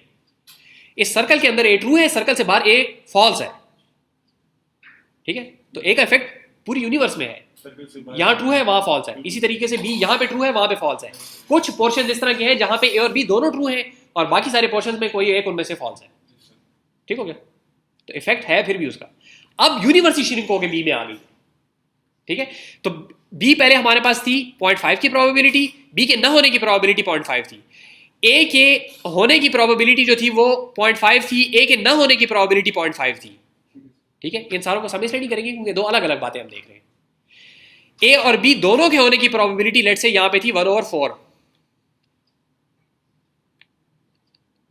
ठीक है? अब देखें ये जगह जो थी 1/4 थी, ये पूरी की पूरी जो थी ये 1/2 थी, ठीक है? तो प्रोबेबिलिटी ऑफ बी पहले क्या चीज थी? बी इक्वल टू 1, अब यहां पे मेरी मुराद है, मैं लिख नहीं रहा हूं लेकिन मेरी मुराद बी इज इक्वल टू 1 मुराद है। वो पहले क्या थी? 0.5। अब ये पूरी यूनिवर्स हो गई है, तो पूरी यूनिवर्स को किसके बराबर होना चाहिए? 1 के। पूरी यूनिवर्स की probability is always going to be 1, हमारा एक्सियम है। तो हम इसको डिवाइड कर देंगे with the probability of B, तो this will turn this into a 1, ठीक है? इसी तरीके से हमारे पास probability of A given B जो थी हमारे पास थी दैट वाज 1/4। इसको जब हम डिवाइड कर देंगे प्रोबेबिलिटी ऑफ बी से, तो दिस विल गिव अस 1/2। ठीक है ना, पहले बी की प्रोबेबिलिटी यूनिवर्स के लिहाज से, तो यूनिवर्स खत्म हो गया है। अब यूनिवर्स खत्म नहीं हो गया, अब B is the whole universe. तो जो ए और बी दोनों की होने की जो रेशो था विद द होल बी, वो वैसे का वैसा ही है अभी भी। यहाँ पे एक बात ये उठती है ये हमने तो नहीं किया, तो प्रॉब्लम इस तरह बन गया। जी, हमने हमने यूनिवर्स ये- को उठा दिया। बंद नहीं किया, ये है इस तरह, एक्सियम इसी बेसिस पे है। सर, यहाँ पे बात ये है सर कि अगर हम बी को ले लें, हम्म। हमें मालूम है कि बी वाकया होगा, जी, इसका मतलब ये है कि बी 1 है। डेफिनेटली यहाँ पे लिखा हुआ है ना 1, इसीलिए लिखा अगर है। बी सर 1 है, ठीक है सर, तो बी को ए का बी के साथ जो हम रिलेशन तलाश करें वो तो पहले ही हमारे पास प्रोबेबिलिटी 1 आ चुकी है, तो हम 1 से ज्यादा तो नहीं कर सकते, जी जी ठीक है सर? तो फिर हम क्या चीज तलाश करें? हम ये देखना चाह रहे हैं, हमारे पास 1 है, सर। जी जी जी देखिए, हम बेसिकली ये निकालना चाह रहे हैं कि ए और बी, ठीक है, ए बी अकर हुआ और बी भी अकर हुआ, इसीलिए भी है। लेकिन साथ ही हमें ये भी पता है कि B is the whole universe. तो ये ऐसा ही है कि हम कहें कि जी आज क्लास भी हुई है and the whole universe also exist. Which means कि अगर बी अकर हो चुका है तो ए भी अकर हो चुका है। नहीं, इसका मतलब ये है कि बी तो अकर हो चुका है, तो हम इसको पी ऑफ ए लिख सकते हैं। A with respect to हाँ, अगर ए एंड बी बोथ, लेकिन बी तो इन एनी केस है, हमें पता है कि दैट इज ट्रू, तो हम बी को बिल्कुल ड्रॉप कर सकते हैं। जिस तरीके से कभी भी ये नहीं लिखा जाता कि probability of A and the universe, universe को हमेशा ड्रॉप किया जाता है। अगर बी अकर हो चुका है जी जी और ए अकर नहीं तो जी जी ठीक है सर? जी जी तो वो ये दोबारा- जगह आएगी हमारे पास, Yes, sir. वो हमारे पास ये जगह आएगी ये, Yes, sir. कि जब बी है, ठीक है, B अगर हो चुका है ए लेट से ए नहीं हुआ, ठीक है तो सर? वो ये जगह आएगी। अब हम ये देख रहे हैं कि ए और बी दोनों कहाँ पे अकर हुए हैं। जी जी इसका मतलब तो ये है या तो बी दोबारा अकर होगा। देखें, इस तरह है कि आप इसको इस तरीके से देखें कि मैं आपको कहता हूं कि आज क्लास हुई यहाँ पे और यूनिवर्स भी एग्जिस्ट करती है, ठीक है? अब मेरा ये आगे कहना जरूरी था कि यूनिवर्स एग्जिस्ट करती है, दैट वाज इररिलेवेंट ना, बट पता है हमें वो, तो दैट इज द प्रोबेबिलिटी 1, तो वो हमने छोड़ दिया कि जी आज क्लास हुई, क्या प्रोबेबिलिटी थी। अब इसको दोबारा देखें, मैंने ये कहा कि आज क्लास हुई और बाहर बारिश हो रही थी, इसकी क्या प्रोबेबिलिटी? आपने एक जॉइंट मुझे बता दिया P of A comma B, इन दोनों की अपनी कोई प्रोबेबिलिटी थी, मिला के कोई जॉइंट बन गया। अब मैंने आपको ये कहा कि डेफिनेटली बारिश तो हुई है बाहर, ठीक है? जिस तरह यूनिवर्स डेफिनेटली एग्जिस्ट करती है उस तरह डेफिनेटली बारिश बाहर हुई है। अब अगर मैं आपसे कहूं कि आज क्लास हुई की क्या प्रोबेबिलिटी थी, तो आप मुझे कहें कि आज क्लास हुई की प्रोबेबिलिटी और बार बारिश जो हुई है उसकी ये वो जॉइंट है, तो मैं आपको कहूंगा वो मुझे बताने की जरूरत नहीं है, ठीक है? आप जो अभी मुझे बताओगे that is simply going to be आज क्लास हुई इसकी कितनी प्रोबेबिलिटी थी, आज क्लास नहीं हुई इसकी कितनी प्रोबेबिलिटी थी। सर हम उस चीज की बात कर रहे हैं जो हो चुका है ना सर। जी, तो जी। ए भी तो फिर हो चुका है, मैं भी तो यही कह रहा हूँ। ए में दोनों पॉसिबिलिटीज मौजूद है। देखिए यहाँ पे अभी जब हमने बी को यूनिवर्स ले लिया, ये हमारे पास बी पूरी यूनिवर्स है, इसमें इस जगह पे ए अकर नहीं हुआ और इस जगह पे अकर हो चुका है, ठीक है? हो चुका है से मैं असल में अल्फाज गलत इस्तेमाल करूँ, शायद इससे कंफ्यूजन हो रही है। उसके होने के चांसेस कितने हैं, प्रोबेबिलिटी कितनी है, ठीक है? या बेजियन बिलीफ, बेजियन उसके अंदर आपका बिलीफ कितना है कि ए अकर मैं समझ हो, ठीक है? तो यूनिवर्स बेसिकली हमने क्या किया, हमने यूनिवर्स की डेफिनेशन को चेंज कर दिया। हमने क्या किया कि पहले universe was this whole big thing, now universe is only this portion in which B is true, ठीक है?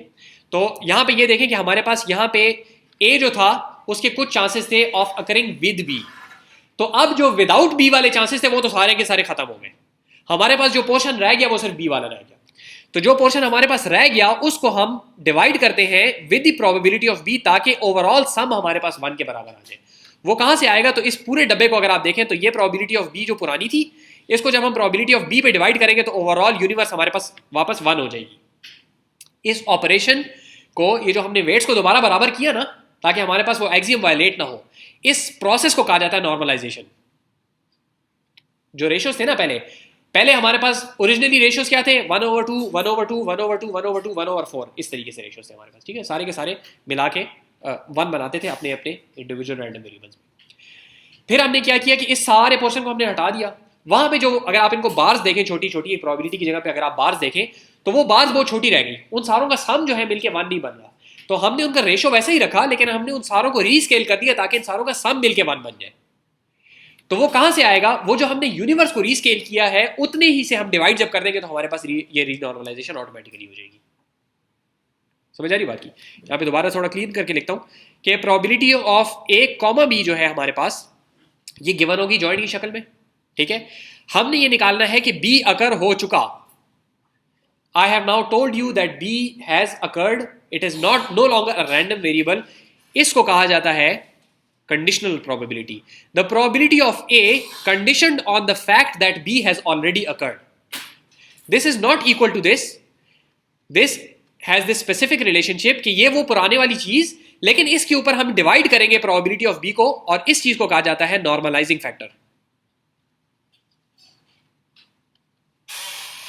इसका मकसद क्या है, ताकि ये चीज जो कि इसकी बार छोटी छोटी रह गई थी हमारे पास, इनको रीस्केल कर दिया जाए ताकि हमारे पास ओवरऑल प्रोबेबिलिटी का जो सम है वो 1 हो जाए। इसका और कोई मकसद नहीं है, ठीक है। हम इसके बगैर भी वैसी बात कर सकते थे कि भाई ये 1/2 है और ये 1/3 है, ठीक है, लेकिन उसको हम प्रोबेबिलिटी नहीं कह सकते थे क्योंकि 1/2 + 1/3 इज नॉट इक्वल टू 1। तो इसको प्रोबेबिलिटी कहने के लिए हमने क्या किया, इसको ऐसी चीज से डिवाइड किया कि इनका सम 1 हो जाए। और वो चीज क्या होगी, वो चीज होगी जो कि आपने यूनिवर्स के ऊपर स्केलिंग की है। आप इसको यूनिवर्स की प्रोबेबिलिटी पे डिवाइड कर रहे हैं। इसको हम नई यूनिवर्स की प्रोबेबिलिटी पे डिवाइड कर रहे हैं। देखें, ओवरऑल एरिया 1 था, उसमें से 0.5 इतनी चीज थी, अब ये 0.5 इज द होल यूनिवर्स, ठीक है। तो इस 0.5 को जब हम 0.5 से डिवाइड करेंगे तो ये 1 हो जाएगा। तो जब इस 0.5 को 0.5 से डिवाइड किया तो बाकी सारी चीजों को जो इसके अंदर है उनको भी 0.5 से डिवाइड करेंगे। बात वही हो जाएगी।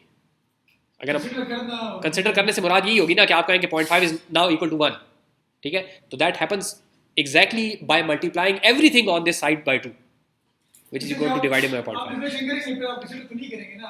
जी नहीं, आप कर सकते हैं, लेकिन वो जब आप करेंगे ना तो आप किस तरह कंसिडर करेंगे इक्वल। यहाँ पे इसको आप x लेंगे, इसको 2 से मल्टीप्लाई करेंगे, which is the same as dividing by 0.5, बात वही बन जाएगी। अब सर ये अभी आपने कहा कि हम क्यों इस तरह कंसिडर करते हैं कि यूनिवर्स है ज़्यादा। आप अगर ये भी मेरे पास आके यही मेरा यूनिवर्स है तो मैं क्यों ये ऑपरेशन कर रहा हूँ, मुझे यही बस पता है कि ये बस 1 है इसका। जी जी जी देखिए, हाँ वो वजह आगे थोड़ी सी आ रही है, लेकिन यहाँ तो हमारे पास इनिशियली जॉइंट गिवन था, जॉइंट से हमने ये चीज़ बनाई। कुछ केसेस हमारे पास अगेन इस तरह की से होंगे कि बी को हम डायरेक्ट ऑब्जर्व कर ही नहीं सकते, हमें मिलेगी कंडीशनल प्रोबेबिलिटी। अब आपको मिली है कंडीशनल प्रोबेबिलिटी, उसके ऊपर आपने बात करनी है, तो उसके लिए आपको प्रोबेबिलिटी के सेमेंटिक्स चाहिए ताकि हम पूरी प्रोबेबिलिटी थ्योरी लगा सकें उसके ऊपर, ठीक है। प्रोबेबिलिटी थ्योरी लगाने के लिए प्रोबेबिलिटी थ्योरी के एक्सियम्स को सेटिस्फाई होना जरूरी है, तो ये हम वो सेटिस्फाई करने की कोशिश करें। अगेन वहां से जब आप आएंगे ना कि आप कहेंगे भाई ये तो गिवन थी पहले से, क्यों करें। अक्सर आप दरमियान में से बात शुरू होती है, समझाने के लिए हम शुरू से बात लेके आते हैं, लेकिन जो रियल वर्ल्ड से आपको डाटा मिलता है अक्सर दरमियान में कहीं पे मिलता है, ठीक है। आगे इसकी एक एग्जांपल आती है, थोड़ी सी देखते हैं, ठीक है।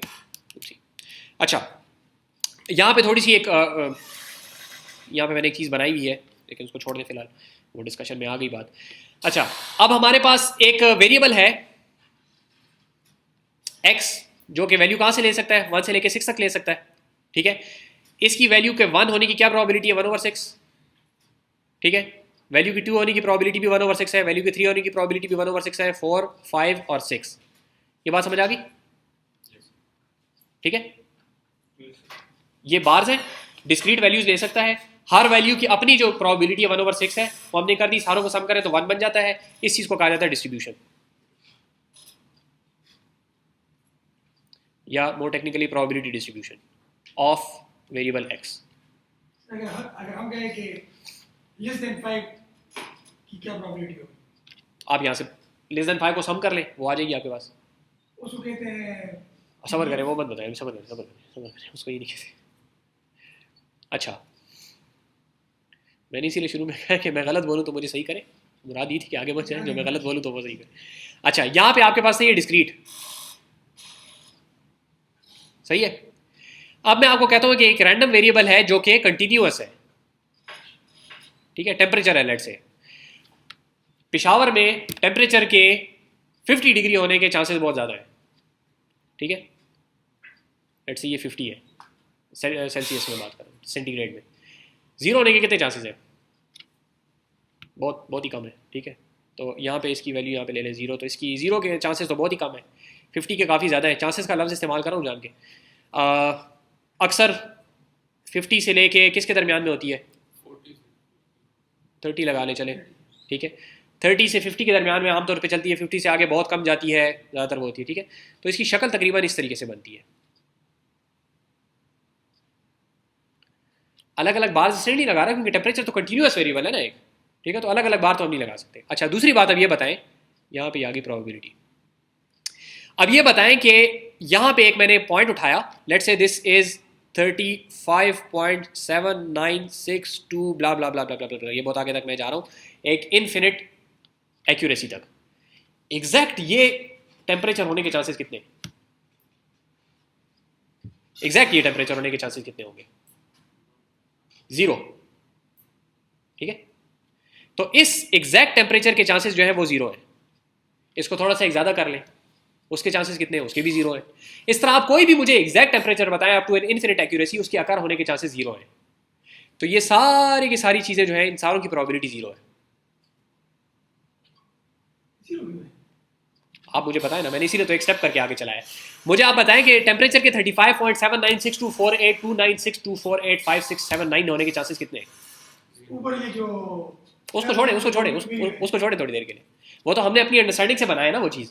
मैं ही बता रहा हूँ कि अगर ये प्रोबेबिलिटी तो ये गलत है। इस एग्जैक्ट पॉइंट के ऊपर प्रोबेबिलिटी कितनी है? 0। इस एग्जैक्ट के आने की 0 है ना, तो इसमें और नेक्स्ट उसमें कोई खास तो नहीं है ना। एग्जैक्टली 40.000000000000 होने के चांसेस कितने? सर क्यों हो गया कि 0 है? आप बता दो ना।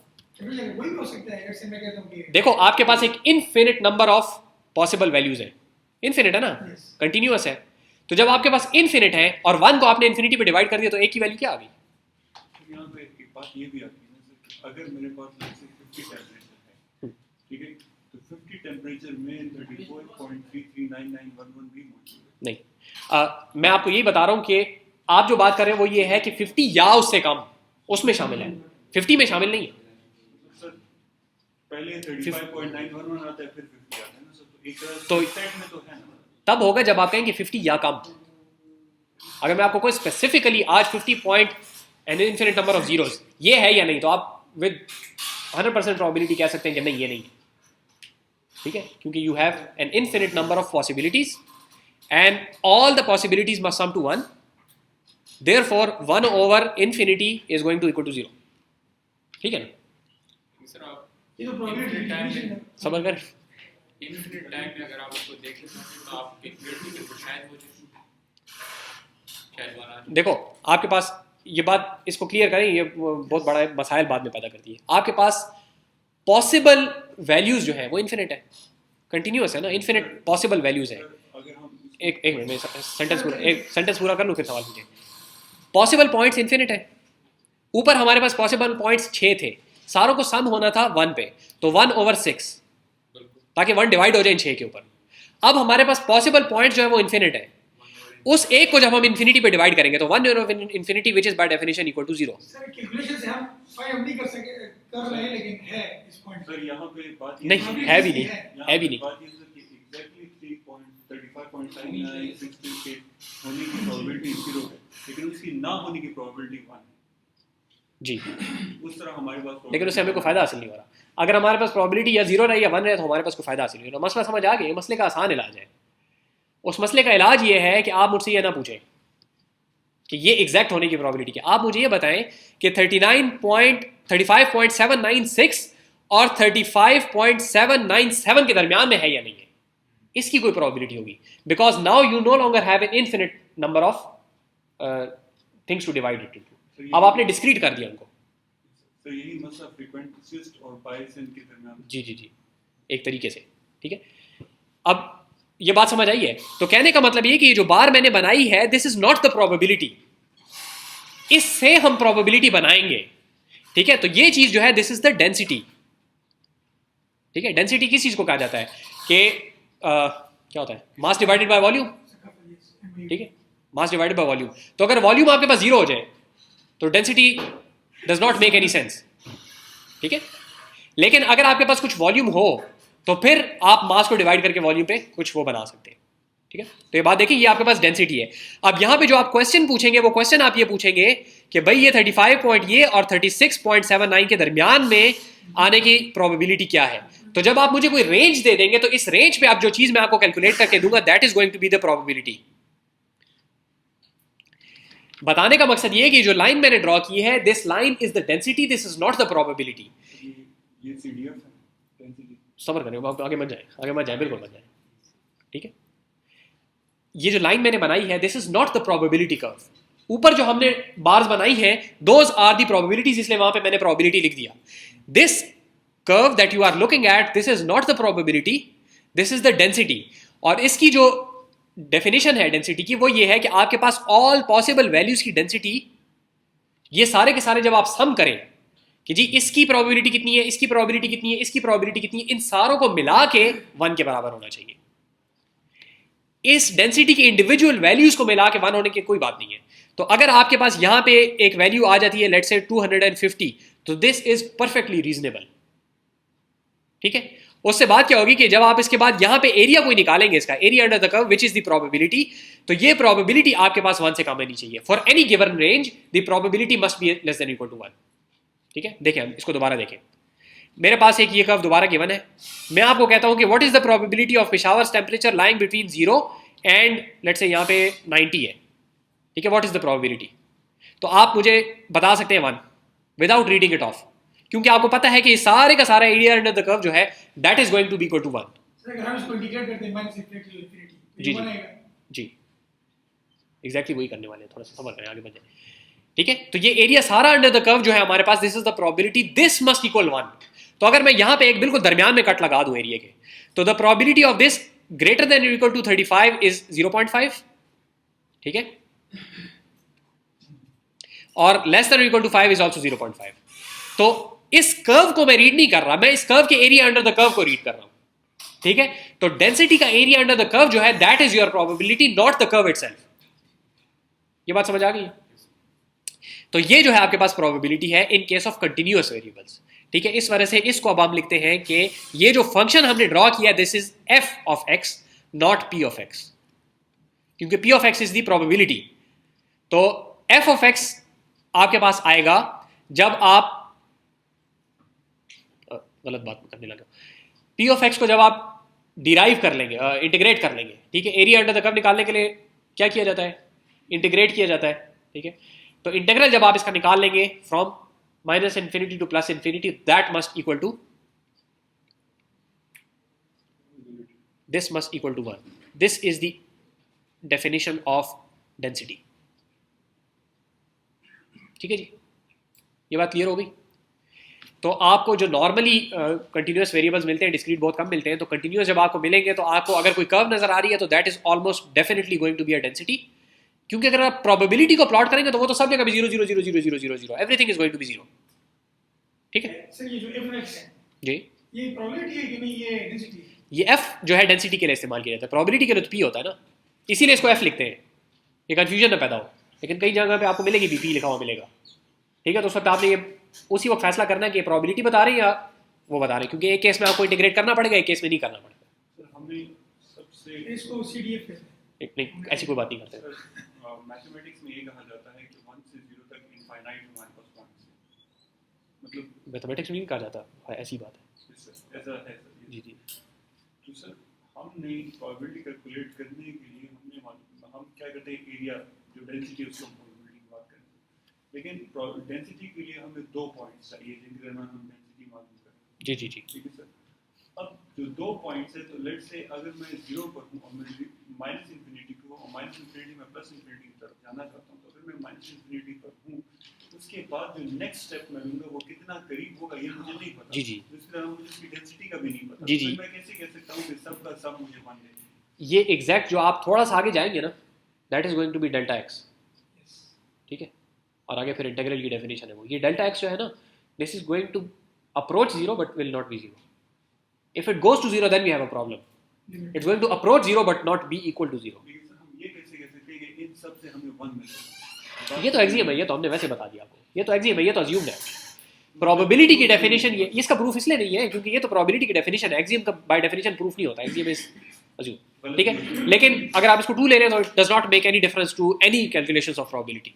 ठीक है, 1 इज जस्ट अ नंबर, मतलब इट कैन बी 0 to 100. मतलब गलत भी हाँ जी. लेकिन बात फिर आप ये भी कह सकते हैं कि प्रोबेबिलिटी 1 के बराबर क्यों होती है? असल में फलसफे की तरफ ज़्यादा नहीं जाना चाहते, लेकिन 1 is basically a number that we have chosen to represent the whole universe. You could have chosen 100. ठीक है, मेक्स नो डिफरेंस. अच्छा जी, इसलिए हम कह रहे हैं ये सारी यूनिवर्स है, इसलिए हम इसको 1 के बराबर करते हैं. बिल्कुल. अच्छा जी, ये बात समझ आ गई थोड़ी सी. तो ये डिस्ट्रीब्यूशंस थी हमारे पास. थोड़ा सा आगे जाके डिस्ट्रीब्यूशंस को दोबारा खोलेंगे, लेकिन यहाँ पे मैं आप लोगों के वो जो बेसिक इंडिविजुअल कॉन्सेप्ट्स हैं मैं उनको थोड़ा सा डिस्कस आप लोगों के साथ करना चाह रहा हूँ. अच्छा, हमारे पास ये जॉइंट था, हमने ये कहा कि इससे हम बना सकते हैं, ऊपर हमने ये देखा था कि probability of A given B is equal to this joint divided by probability of B. Simply हम बी को उठा के वहाँ ले गए. ठीक है, तो हमारे पास ये आ गया. लेकिन इसी की तरीके से हम ये भी कह सकते हैं कि probability of B given A is probability the joint divided by probability of A, उसको भी वहाँ ले जाएंगे. ठीक है, कह सकते हैं. सही है कि नहीं? ठीक हो गया. अच्छा, अभी इन दोनों को साथ रख ले ज़रा. इस तरह कहें कि probability of A given B is equal to, किसको कहाँ लेके जा रहे हैं, इसको वापस वहाँ पे ले जाए. Probability of A comma B divided by probability of B.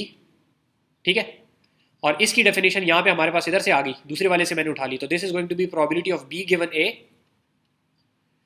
Into probability of A divided by probability of B. ठीक है, कोई मसला तो नहीं है. पहले मैं यहाँ से इस बी को वापस ले गया जैसे हमने लिखा हुआ था, उसके बाद यहाँ पे जो probability of A comma B आ गया, वहाँ पे मैंने दूसरी वाली डेफिनेशन इस्तेमाल कर ली, probability of B given A into probability of A divide by probability of B. वैसे का वैसा यहाँ पे आ गया, कोई मसला तो नहीं है. ये किया हमने क्यों है और ये किसका क्या फ़ायदा है? देखिए, हमारे पास एक सेंसर है, वो हमें कुछ रीडिंग्स देता है. ठीक है, लेकिन वो रीडिंग्स नॉइजी है. सेंसर है, उसके अंदर कुछ गलती भी आ सकती है. तो हम ये कहते हैं कि जो रीडिंग हमें मिली है वो तो हमें पता है, लेकिन जो एक्चुअल रीडिंग उसने की थी, जो होनी चाहिए थी, जो टेम्परेचर एक्चुअल था या लेट से कोई भी डस्ट वगैरह जो भी चीज़ थी जो उसने एक्चुअल रीड की थी, वो हमें नहीं पता. ठीक है, जबकि हम इंटरेस्टेड हैं उसके अंदर. हम रीडिंग में तो इंटरेस्टेड नहीं है ना, हम तो उस एक्चुअल वैल्यू में इंटरेस्टेड है. तो हम क्या कहेंगे कि what is the probability of the actual value given that we have read this value. ठीक है, that is going to be equal to the probability of the reading given that the actual value has happened multiply by the probability of this actual value happening renormalised by, ये renormalisation था ना, renormalised by the probability of the reading. ठीक है, इस बात घुमा फिरा के मैंने की है, इसको मैं आसान अल्फाज में खैर बताने की कोशिश करता हूँ. मैं भी टर्मिनोलॉजी आपको क्लियर करना चाह रहा हूँ. इस चीज़ को कहा जाता है, इसको क्या कहा जाता है, इसको मार्जिनल कहते हैं. ठीक है, बी का मार्जिनल था ना ये पहले से. ये जो चीज़ है आपके पास, इसको कहते हैं लाइकलीहुड, और ये चीज़ जो है ये आपके पास है प्रायर. देखिए इसका मकसद क्या है. आपके पास एक दुनिया में एक हिडन वेरिएबल है. ठीक है, हमें नहीं पता उसका क्या है, थीटा हमारा. ठीक है, एक थीटा है, वो थीटा जो है इफेक्ट करता है हमारे किसी आउटपुट वेरिएबल को. ठीक है, हम कोई चीज़ जो रीड करते हैं, लेट्स से हाउसिंग प्राइसेस हमने रीड करनी है, तो थीटा कोई ऐसा थीटा है जो कि हमें नहीं पता, लेकिन वो हाउसिंग प्राइसेस को इफेक्ट करता है. हाउसिंग प्राइसेस हम मेजर कर सकते हैं. हम करना ये चाह रहे हैं कि हमें वो थीटा मिल जाए. ठीक है, हम वापस लर्निंग की तरफ अभी जा रहे हैं, तो जरा गौर से देखें. हम चाहते हैं कि वो थीटा हमें मिल जाए. ठीक है, तो उस थीटा के अंदर हम इंटरेस्टेड हैं, लेकिन उसको हम रीड नहीं कर सकते. हम रीड सिर्फ उसकी बेसिस के ऊपर जो इफेक्ट्स रियल वर्ल्ड में प्रोड्यूस हो रहे हैं उनको रीड कर सकते हैं, हाउसिंग प्राइसेस को. तो हमें यह पता है कि the housing prices given that this theta exists, whatever it is, we don't know what that is. ठीक है, given that this theta exists, हमारे पास हाउसिंग प्राइसेस ये. ठीक हो गया. अब हमारे पास कुछ ऐसी वैल्यूज होनी चाहिए कि भाई थीटा की ओवरऑल वैल्यूज जो है, मेरा ख्याल है कि लेट से 0 से लेके 5 तक जानी चाहिए. ठीक है, मेरा ख्याल है, मैं अपना पर्सनल बिलीफ बता रहा हूँ. ये कहीं से भी आ सकता है. हो सकता है I am an expert in housing, हो सकता है I am just making a random guess, हो सकता है मैंने पहले कोई एक्सपेरिमेंट्स किए हो उसकी बेसिस पे मुझे ये मिला हो, but I have some prior belief, इसको कहा जाता है प्रायर। ठीक है, so this prior is basically your already existing belief of what this should be, what the value of A should be. ठीक है, समझ आ रही बात की? इसको हम फिर अपने ये जो हमारे पास डाटा आया है कि given that we have observed the housing prices, वो थीटा हमें पता नहीं है, लेकिन हमारे पास given that in this universe theta exists and theta takes on this specific value, we know this.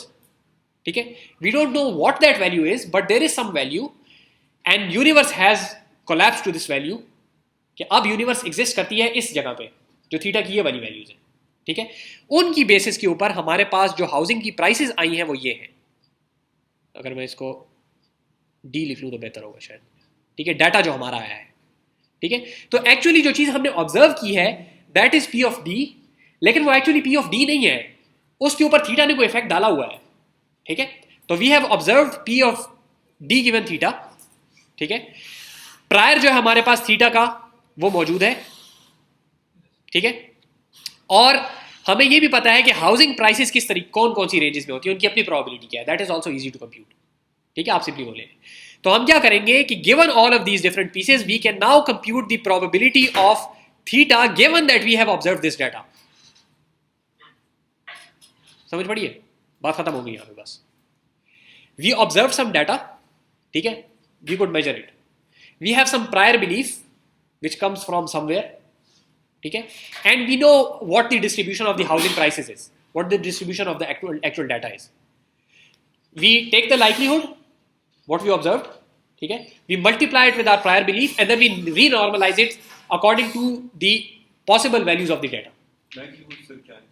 Likelihood basically वो हमें बता रहा है, इसकी तफसील थोड़ी सी आगे आएगी, हम स्पेसिफिक देखेंगे, लेकिन लाइक्लीहुड हमें ये बता रहा है कि जो चीज़ आपने ऑब्जर्व की, लाइक्लीहुड इसको इस तरह से कहते हैं कि इस डाटा को ऑब्जर्व करने की क्या लाइक्लीहुड प्रोबेबिलिटी की बात होगी ना तकरीबन।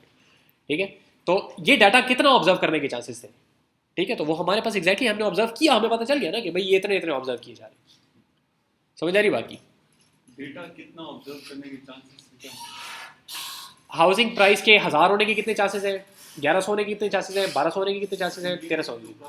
प्रायर के साथ ऑटोमेटिकली वो थीटा का है, वो थीटा का है, वो जो हम कैलकुलेट करें ना वो थीटा का। प्रायर आपको पहले से थीटा के बारे में क्या बिलीफ है?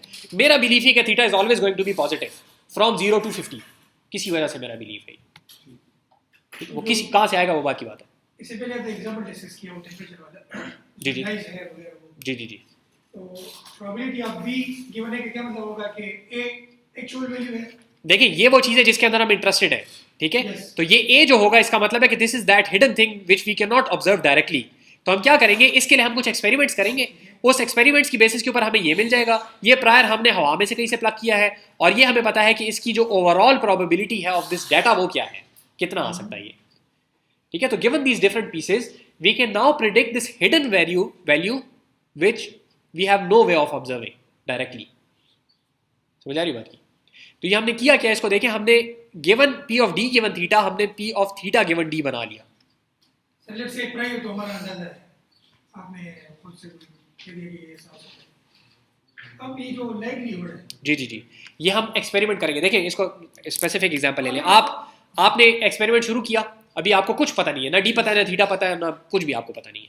आपने क्या किया, पहले से अपने जहन में ये बना लिया कि भाई housing prices theta transpose x जो होता था हमारे पास, उसके अंदर थीटा की वैल्यू जो है that is going to be positive from 0 to 50। ठीक है, तो इसकी अपनी एक डिस्ट्रीब्यूशन बन जाएगी। ठीक है, कांस्टेंट है अगर तो कांस्टेंट एक डिस्ट्रीब्यूशन बन जाएगी। ठीक है, डेंसिटी की डिस्ट्रीब्यूशन आ जाएगी आपके पास, ये आपने रख ली अपने पास। अब आपने ये कहा कि जी आप गए बाजार में, आपने जाके हाउसिंग प्राइसेस कलेक्ट की, इससे आपको मिलेगा डाटा गिवन थीटा। वो थीटा तो यूनिवर्स में एग्जिस्ट करता है, हमें पता नहीं है लेकिन एग्जिस्ट करता है, वो इसको इफेक्ट कर रहा है।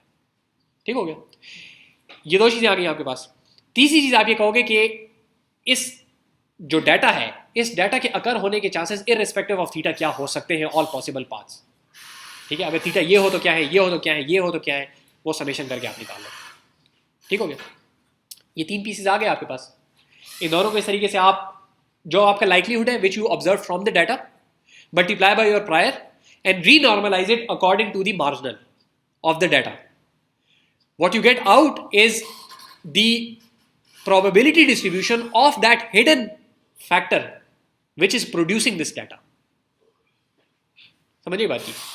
मैं जो है और मैंने हाउसिंग प्राइसेस पहले तो मेरे पास डेटा था, मैंने उसको ऑब्जर्व किया सारा करके। उसके बाद जब मैं गया और मैंने एक्चुअल हाउसिंग प्राइसेस का पता किया, जी जी जी, तो क्या मैं उस एक्चुअल हाउसिंग प्राइसेस से थीटा नहीं निकाल सकता? उसी से निकालेंगे, लेकिन डायरेक्ट नहीं निकाल सकते ना। आपको किसी बंदे ने कह दिया कि जी मेरा घर 11,000 का है, उसने कह दिया इतने का है, उसने कह दिया इतने का है, उसने, अब थीटा कहाँ से निकालेंगे? Sir, theta is some hidden factor जो कि इसको इफेक्ट कर रहा है। लेकिन सर मेरे पास जो डेटा आया है जी जी, उसका जो डेटा है दोनों का मैं अगर मैं आपको डाटा दे रहा हूँ ना अभी। मैं आपको, ये मशीन यहाँ पे 5 पड़ी है, ठीक है, मैं आपको कहता हूँ ये 18,000 की है, ये 17,000 की है, ये 15,000 की है और वो 11,000 की है। सर अगर मेरे पास डेटा है, ये डाटा है। ये सर मेरे पास डेटा है और उन्होंने जो डेटा मुझे दिया नहीं नहीं, मेरे पास डाटा नहीं, यही डाटा जो आपने कलेक्ट किया अभी, और कोई नहीं है यहाँ पे बंदा। लेकिन सर एक एक्चुअल भी है ना सर, जो मैं घरों से मैंने निकाला। वहाँ पे नहीं पता। ये सारों को एक जगह पे कर ले, ये सारा एक डाटा है, ठीक है। फिर एक एक्चुअल है, हमें नहीं पता। थीटा एक्चुअल वो डाटा नहीं है, वो थीटा है, वो कोई फैक्टर है जो इनको इफेक्ट कर रहा है।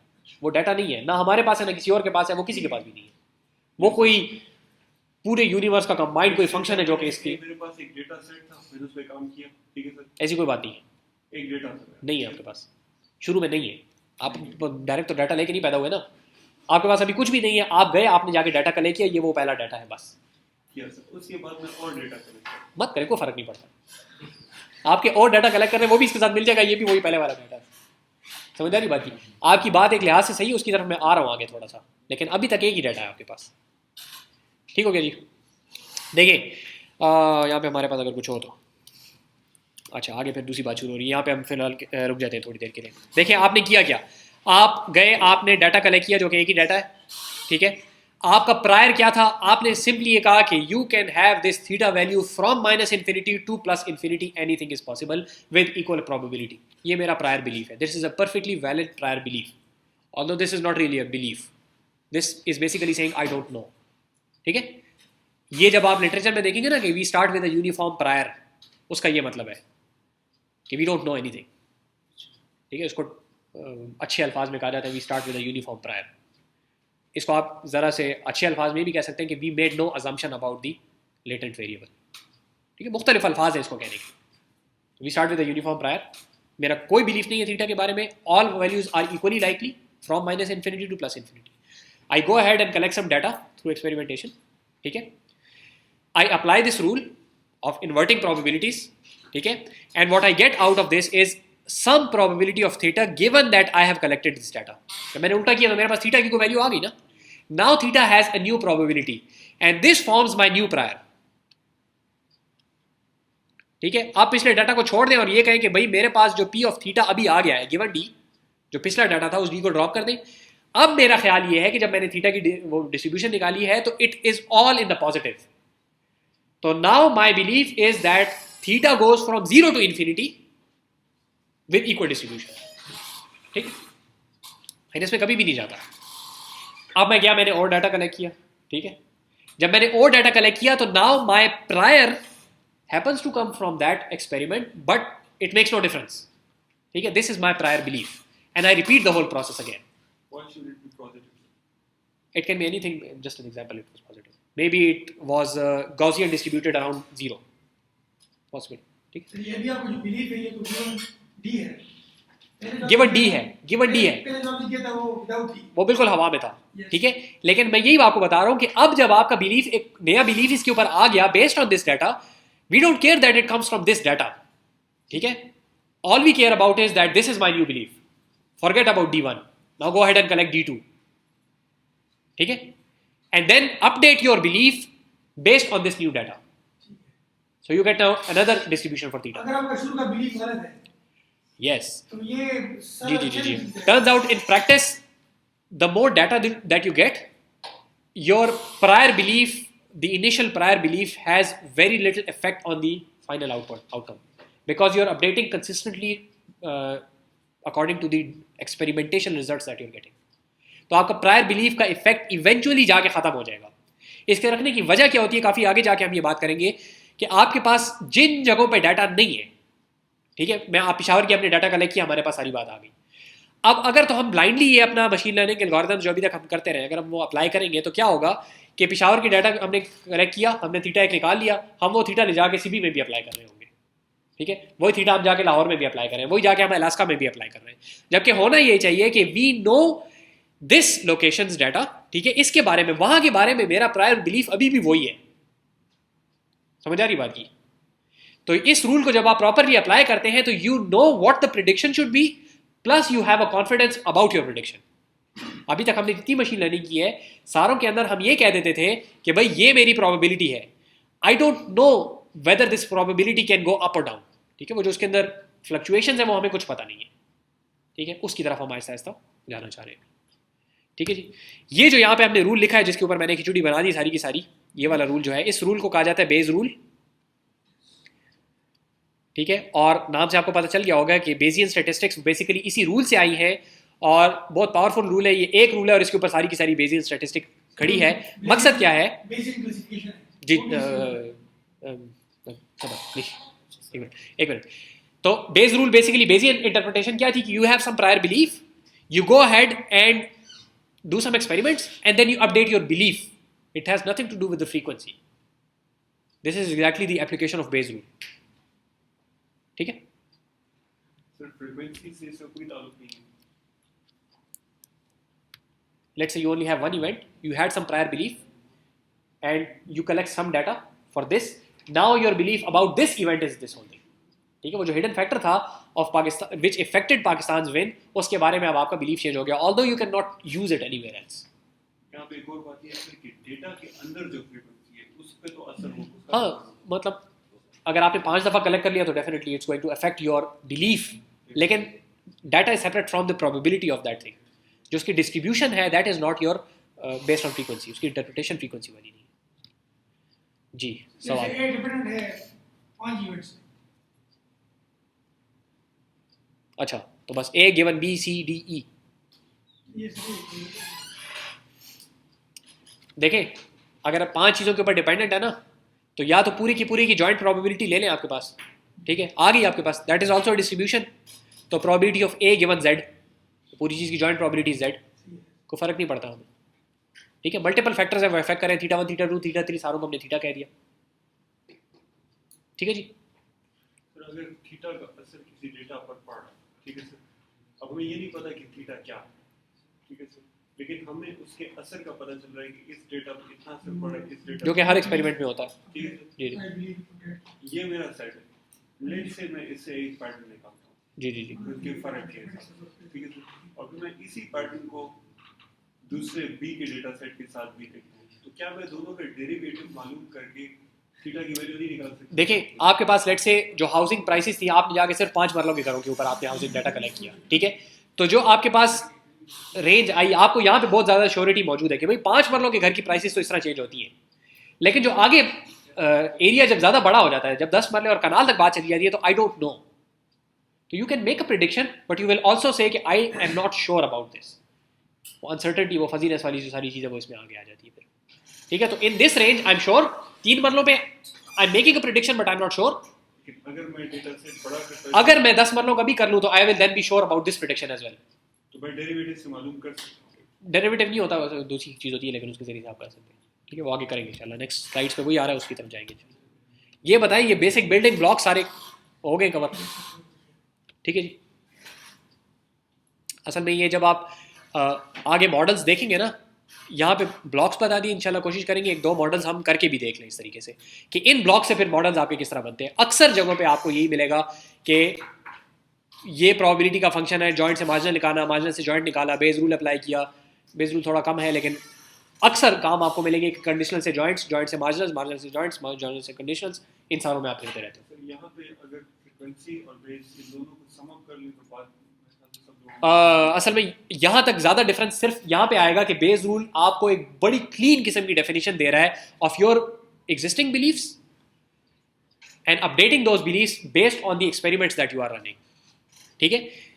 एग्जैक्टली यही रूल अगर इन प्रोबेबिलिटीज को आप फ्रीक्वेंट स्कूल ऑफ थॉट में ले जाएं तो फ्रीक्वेंट स्कूल ऑफ थॉट भी इसको अप्लाई करता है, लेकिन वहाँ पे मसला याद है कि वो इस पी ऑफ ए को कहते प्रायर ही है, लेकिन वो इसको कहते हैं कि this is based on some frequency, और हमारे पास सीधी सी डेफिनेशन है। हमारे मैं इसलिए कह रहा हूँ क्योंकि I am basically following the Bayesian school of thought in most of my work, तो बेसियन स्कूल ऑफ थॉट में मुझे ये कहने की ज़रूरत ही नहीं है भाई, मेरा ये सब्जेक्टिव बिलीफ है जहाँ से भी आया, ठीक है, मैं वैसे ही सुबह उठा, मैंने कहा आज मैं थीटा को जो है तो कहूँगा कि ये सारे का सारा जो है तो गाउसियन नहीं है। कहते हैं कि ये सब्जेक्टिव है। वो कहते हैं कि ये ऑब्जेक्टिव है, कहीं से आया है, वो साबित करो और वो पहले से बताओ पेपर में, ताकि अगला उसको जस्टिफाई कर सके। हम कहते हैं ऐसी कोई बात करने की ज़रूरत ही नहीं है। इसका मतलब सर कि बायस के जो पेपर्स होते हैं उसमें assumptions ज़्यादा होते हैं। अजम्पशन ज़्यादा होती है बेस के उसमें। अजम्पशन मसला ये है कि जब आपने प्रायर लिख दिया ना, आपको अब यहाँ पे बताना पड़ेगा कि प्रायर कौन सा है। If you are following the Bayesian school of thought तो it can come from anywhere, but you have to specify where this what this is. Random हो सकता है। It can be random, it can be anything, you just have to specify it. अब आपको अपनी subjectivity है लेकिन आपको बतानी पड़ेगी। फ्रीक्वेंट स्कूल ऑफ थॉट में मसला ये है कि वहाँ पे ये चीज़ आपसे एक्सपेक्ट नहीं की जाती, तो लोग अक्सर इसको गोल करके मिस यूज़ करते हैं। उसके लिए फ्रीक्वेंसी में आपको बाकायदा इसके सॉलिड बेसिस बता देंगे, ग्राउंड बता हाँ, लेकिन उनको मैनिपुलेट करना गलत तरीके से बहुत ज़्यादा आसान है। मैं इंशाल्लाह नेक्स्ट आज बताना था लेकिन आज वो चीज़ ज़रा हो गई। एक मैं आपको एक एग्जांपल बताऊंगा कि उसके अंदर आप प्रोबेबिलिटी को अगर इस तरीके से देखें तो अलग आएगी, इस तरीके से देखें तो अलग आएगी, बिल्कुल फ़र्क प्रोबेबिलिटी आएगी गिवन द सेम प्रॉब्लम। तो इंशाल्लाह नेक्स्ट टाइम देखेंगे। अभी मैं ज़्यादा आगे नहीं जाना चाहता। प्रॉब्लम है जी, जी, जी। थ्रेशोल्ड्स को हम अपडेट करते रहते हैं। थ्रेशोल्ड को, लेट्स से हम इनिशियली कोई थ्रेशोल्ड देते हैं कि भाई अच्छा, जी, जी, जी, इसमें आप जी, काम करें, जी, जी, जी, जी, रिजल्ट्स हो ना, तो उस तरीके से हम इससे अपडेशन हो सकती है। जी, जी, उसकी पूरी फील्ड है, उसको बेसियन ऑप्टिमाइजेशन कहते हैं जी। उसकी तरफ आएंगे इंशाल्लाह, मेरा इरादा है कि वो मैं करवाऊंगा। तो मतलब ये चीज उधर यूज हो सकती है। लेट्स से आप कहते हो भाई डेफिनेटली, डेफिनेटली थ्रेशोल्ड के ऊपर क्या रिजल्ट आ रहा है, जी, थ्रेशोल्ड को अपडेट कर दें बिल्कुल दोबारा। बिल्कुल। इसको बेसियन ऑप्टिमाइजेशन कहते हैं एग्जैक्टली इस चीज़ को। अगर आप 40 साल पहले पैदा होते तो आप ये ईजाद कर सकते थे, लेकिन अब हो चुकी है। तो जी, और कोई सवाल है?